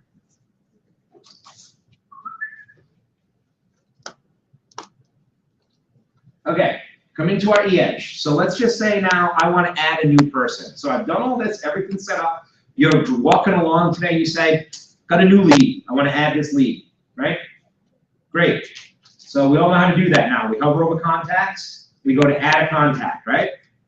How many bits of information ultimately do I want for these people? In a perfect world, how many bits of information do I need? 4. 4. Right? I need their name, their home address, their email address, and their phone number. Ultimately, I want all 4. I'll take what I have, though. So, 2 steps to add a person. First of all, I'm not going to worry about the status and group and stuff in step 1. I'm going to put the 4 bits of information in first. So I'm going to come down here, and we're going to add a person. Bill, what's your last name? Walsh. Maybe you had a nice short name for me, Bill. All right, Bill Walsh. There's his name. Number 2, I'm going to go over to the cell phone category, remember? We're always going to use cell phone, even if Bill gave me a home phone number, right? And I'm going to put in a cell phone for Bill. By the way, to use hyphens or not to use hyphens. Personally, I say use hyphens, because it's gonna print on your call list how you put it there. So if you're not good, if your eyes aren't good, like lately mine haven't been, those hyphens sure help. Okay, you don't have to put them, it's not gonna require you to, but it's not gonna add them for you either. So if you want hyphens, put them, okay? Next, I'm gonna get Bill. Bill, what's your email address? BedfordBroker@yahoo.com. BedfordBroker@yahoo.com. And then I'm gonna put in an address for Bill. I'm gonna say it's P.O. Box 12, and that's in Bedford, of course. Has to be for the Bedford Broker. And I don't know what the zip code is, so I'm just gonna make one up. Okay, and I'm gonna ignore everything else on this page. This is just a reminder to last week. But notice, I skipped time frame, I skipped type, I skipped subtype, I skipped category, I skipped nickname and gender and I skipped all of this stuff. The only thing I might want to fill out as an extra is where did this come from? Maybe he was a Zillow lead, and I might forget that down the road. So maybe I'll type in Zillow under realtor referral info, but I don't have to. Okay? So I put in my 4 bits of information, and what do I hit? Save. I hit save. Now I'm at Bill's page. Now I take out my cheat sheet. What is Bill? This is a guy who I received an email that said he wanted more information on one of my listings. He's a lead, so what's his status? Right? Everybody's status is active, so we switch his status to active. Okay, and then what do? I add a group. What group do I add? And how do I do that? I go all the way to the bottom, I go to groups, and then I hit add to groups. Remember, do not hit create new group. All right, you have to go all the way down to add to groups, and I'm gonna add them to the group A lead. Ready with me? That's step 2. What's the next thing in our cheat sheet? Campaign. I need to put them on a campaign. How do I do that? More actions, add to campaign. What campaign do I put them on? By the way, notice how many campaigns are available for Bill because he has a home address. Okay? So what is it? What campaign does he go on? Drip. He goes on the drip campaign for A leads right there. And then we're gonna close this. Is Bill all done? You better believe he is. So now I go to my Google Calendar or wherever. Okay? I go to my Google Calendar and I add Bill to my business side. Okay. I go to my Google Calendar and I add Bill to my business. And I'm not going to go through that all again, but remember, I make 2 entries for Bill, right? The first entry is weekly follow-up call to Bill, and I put his phone number or his email address, whatever I have, right in the message, right? And then I set it as a recurring event once a week for how many weeks? 4 weeks, right? Right? It's going to recur 4 times, in other words. Of course, that depends on the calendar you're using. Some might, you would add 3, okay? Once I hit save on that, and I set myself a reminder so it pops up for me, right? Now, I'm going to go 4 weeks ahead, and I'm going to set a monthly reminder for Bill for how long? Year. 2 years, 23 months. 23 months I'm going to do. Because the first month was weekly, the next 23 months are monthly, that's a 24 month. So now he's in my business campaign, he's in my business manager, and he's on a drip campaign in my lead generation system, right? I'm working every week, I'm calling Bill. On week 3, Bill answers his phone and says, I'm glad you called. I just drove by a house, I want to get in there and see it. Can you get me in there? And you're saying, yeah, right, like that will happen. Yeah, it'll happen. If you make the calls, it'll happen. Not everybody, but it'll happen. So I go in, I turn off my recurring events for Bill and my business management side, and I set my next appointment with Bill and take my note. What do I do on this side, though? He became a prospect. So now I'm going to go back into eEdge. I'm going to hover over contacts. I'm going to go to all contacts. And again, I keep this closed. It's easier to say. Okay, and I'm going to type in Walsh. And I'm going to hit search. And here's Bill Walsh, right? I click on Bill Walsh, and I need to do 2 things. I need to change his group because he is no longer a lead, is he? So I'm going to get rid of the group A lead, and I'm going to scroll back down there and put him in what group? A buyer prospect. and I'm gonna add him. Okay? Then I'm gonna show you another thing now. I'm gonna come down to campaigns, which is right above groups. It's right above groups. And I'm gonna click on the word campaigns, and here's the campaign that he's already in. Everybody with me on this? Yep. I'm gonna delete it, because he no longer belongs on a drip campaign. I'm gonna delete it, and then, so then I don't have to scroll all the way back up to the top. Right here, I can also add somebody to a campaign. Right in the campaign group. So I'll hit add contact to campaign, and he's now gonna go on the buyer 8x8 multi-channel, because I have his email address and his phone number. I'm sorry, and his home address. Okay, I close this. Everybody with me so far? So Bill and I start talking. Eventually, I get Bill to sign a contract with me. Now what is Bill in my database? He's in my sphere of influence. He's no longer a prospect, which means he's now in my sphere. So I'm going to go back to Bill, contacts, all contact. It's like Walsh. I'm going to find Bill again, and I'm going to do the same thing I just did. First thing I'm going to do is I'm going to come down to groups. I'm going to take him out of the A by a prospect group, and I'm going to put him in what? A sphere 33. And what else should I put him in while I'm here? Z Pass client. That's right. I might as well put him in Z Pass client now, right? What else do I have to do? Campaign. That's right. I have to take him out of the buyer 8x8. So I'm going to go down to campaigns, take him out of this one, add contact to campaign, and what campaigns he going on now? That's 33 campaigns. The two of them. Right. He's going to go on the 33 and 21 touch emails, and he's going to go on the 33 touch postcard because he's a 33 touch. Then I'm going to hit close. And I also took him out of my business management system because now we're just day to day with him, right? That's your whole system. So exciting. That's everything. I'm glad to hear that. Thank you. It's very straightforward. If you keep it straightforward, there's only one thing that can kill you here. You know what it is? Overthinking it? The yeah buts. Yeah. You got it. Overthinking it. The yeah buts will kill you. He was first, then Dave. Yep. I have a bunch of questions, so I'll do a couple on that. Okay, that's fair. Got somebody in an 8x8, they change their mind, they're not responding, do they go back to lead status, or what do you do with it? Okay, I have somebody in 8x8, well, like I said earlier, they're in the 8x8. When that 8x8's over, if they're wobbly, based on my relationship, I'm gonna either put them in lead or move them to 21 or 33. So if they're getting very wobbly, and I'm not, like wobbly to the point, not that they're not ready to buy, wobbly to the point that they're not communicating with me anymore, I'm almost certainly gonna drop them back to a lead. If they're still in touch with me, I'm gonna 33 touch them, because ultimately, that's where they're gonna end up anyway, is in my 33 touch. Okay, what was your other one? Okay, Going to last week's homework and the way you just entered Bill. yes, Type status group campaign. type status group campaign, you got it, that's the way the cheat sheet's laid out, yep. I mean, for me, everyone right now is sphere of influence, more or Yes. less. Did I misunderstand? Is there, are we supposed to be putting their type in that system, like when you entered? No, no, Okay. no, that's the type column of your cheat sheet is strictly so you know which row to follow. Yep. So basically, it's number 2, 3, and 4 that actually go in. Yep, you got it. Because a lot of people think when they see type in the top right-hand side of a new contact, it goes there, but it doesn't. So no, that's just for like a column heading, a row heading. You were next. That was the next hand I saw.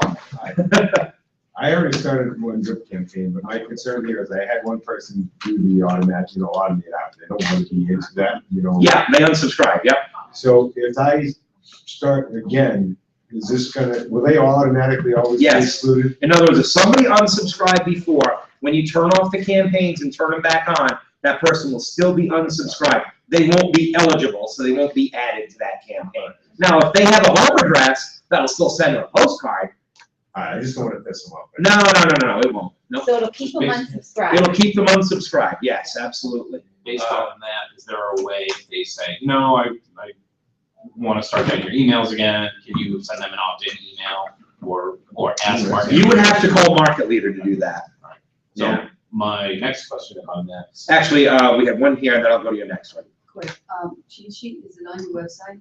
Cheat sheet is not on the website, but anybody in this room will be able to share it with you right after class. Yeah, were you not here last week? Yeah, it was. So you should have your cheat sheet. That little graph. The was the little in graph that we there. made, the 4 columns. I'm showing Yeah, you. that's your cheat It's sheet. it. Yeah. So we need to get it to Bill. We just need Bill to get a copy. Okay, Dave. I'm sorry, Peter. Dave already went. I have another question. Okay, there you go, perfect. I'm online. I have a whole bunch of people in my business management side. Yes, Cold, dead. okay. People that I've written off because I haven't had a way to. You haven't followed up with that. Yep. Mhm. Should I just put them in and see what happens, or should I Okay, well, just? Here's the thing, if you're gonna put them into this system, to the lead generation system, you better be putting them to the business management system too. Putting them in here without putting them in there, no, I don't recommend it at all, because you're just increasing the likelihood that eventually your email address is gonna get marked by Gmail or one of the big providers as a spam emailer, and you're gonna get yourself blocked. It's not gonna get you any business if you're not doing the individual business management stuff. You see what I'm saying? So personally, and So this it's is cold just and an dead, it's opinion, cold and if dead. it's cold and dead and you're not willing to, if you're not willing to invest your time into that, at very least that monthly follow-up on the manual side, I wouldn't put them in on this side, because that's not gonna bring them back to life. Okay?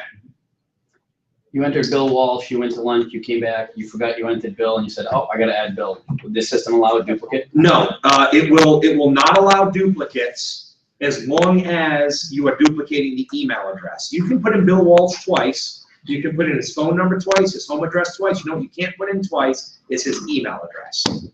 So if you put in Bill Walsh again and you happen to use a separate email address, yes, it would put in the duplicate, but I'm assuming you'd be using the same email address, so And no. does it flag it, right? They would tell you right now, somebody already exists with that email address. Yep. What other questions do we have? Yes. At the bottom, add a contact, there's the 2 checkboxes for include this contact. Yes, and I went by that on purpose today. But let's, well, let me go to add contact. So, there it is. It's weird, you know, when you're looking at the screen from the side, even though you know where it is, you just can't find it. All right, so we go to add a contact. He's asking about these 2 boxes right down here. And I skipped by them quickly because I don't use them, okay? However, what are they? Is that what your question is? Yeah, should I? Okay, should I use them? All right, so the first one is include this contact in a listing alert campaign. In other words, it's its own little mini alert. That's its own little mini campaign that tries to get a person who's registered on your website to register to save searches. Okay, so it sends them 3 emails sporadically, like a couple weeks apart, that says, hey, if you go to the website, you get all these cool tools and these things that you can use, and it'll send them 3 of those. So if I have somebody who is just a lead that I manually entered, then yes, I can check off that box, and that's 3 extra emails that they will receive, okay? Now, if I met somebody at an open house, for example, and I entered them when I got home, I could check that box off. But what if they already gave me a search criteria, and I was saving the search? There's no need for me to check that box, because I'm putting them on a saved search anyway. So this top box is only to people that you think might want to set up a saved search, okay? The second box we talked about last week. The second box is a welcome email. This is for people, when somebody registers themselves on your website, they receive a welcome email along with a password to the website, okay? When you manually enter someone, if they have any chance of getting on the website and seeing the saved searches that you gave them, okay, they're gonna need to know what the website is, and they should have their password. Now, they're still gonna get on based on your email's gonna send them right to the site anyway, but if they want their own password and a welcome, so if you wanna let them know, I just got back from the open house, you told me what you're looking for a house, so I set you up a search. When I do it, I'm gonna send you this box, I'm gonna check this box off, and when I do, it's gonna give me a message right here that says I have signed you up on my website, blah, blah, blah, blah, blah. What you don't see here is it will also send them their password to the website, which they can go in and change, okay? So if you want to, you can check off that box welcoming them. Use them, don't use them. I honestly have never used either of them. It's never mattered to me because I don't, like I said, I don't really use this program for lead management. I use it for communicating with my database. So yeah, that's what those 2 are. Any other questions? Yes. if you have a bad email address and you don't realize that it is, and you've entered it in, is there an alert that tells you that, after it's sent something out, that it's a It'll bad take it, address? at first it'll take it, unless it's not like an email address, like if you don't put in, .com, you know what I mean? It'll immediately know. Otherwise, you will see Barney Rubble right here, you see that? Okay, there's an envelope with an X in it, that means invalid email, this email address doesn't work. So if I hover over it, it'll say this contact's email is not working. The one with a minus sign, like Doris here, she unsubscribed. And I can take her on and off campaigns, won't matter, it's not gonna send her a thing as long as she's unsubscribed. Okay, yes? While you're there, the Google icon. The Google icon, I just find really goofy, this just appeared one day, and it just does a Google search for their first name, for their full name, I should say. It just runs a Google search. All right, so that's what that is. There is, there are people with the same name. All right, that's that. Yes. The checkbox with everyone is agreed to opt in, like, does anybody ever get, because it says, if they don't opt in, It says they have your Yeah, account. give permission to, that, If they give you your email address, they're giving you permission. That's exactly what they're doing. That's how that Yeah, works. that's just, that's markedly a cover in there. I don't blame them, you have to, we're in that world. Yes, Their emails get sent with our signatures, yes. Yeah, our yeah. signatures that we have set up. No, remember you have two signatures, right? Technically, you really only have one. So if we go to this is all the way back to class 1, which probably feels like a year ago right now. So if I go to my account, okay, when I send out an email, like a marketing email, it pulls the information from my profile details, my marketing data, and the photos on the bottom of this page, right? If I'm sending out, like if I'm just in a contact, and I don't know if you noticed it, but on the top right, next to more actions, it said send email, like I'm just sending an email to a person. The email for that person, the signature for that person's email would be this signature right here. I'll get you offline for another question on that. Okay, no problem. Yes. Well, we're back at class 1. Uh-huh.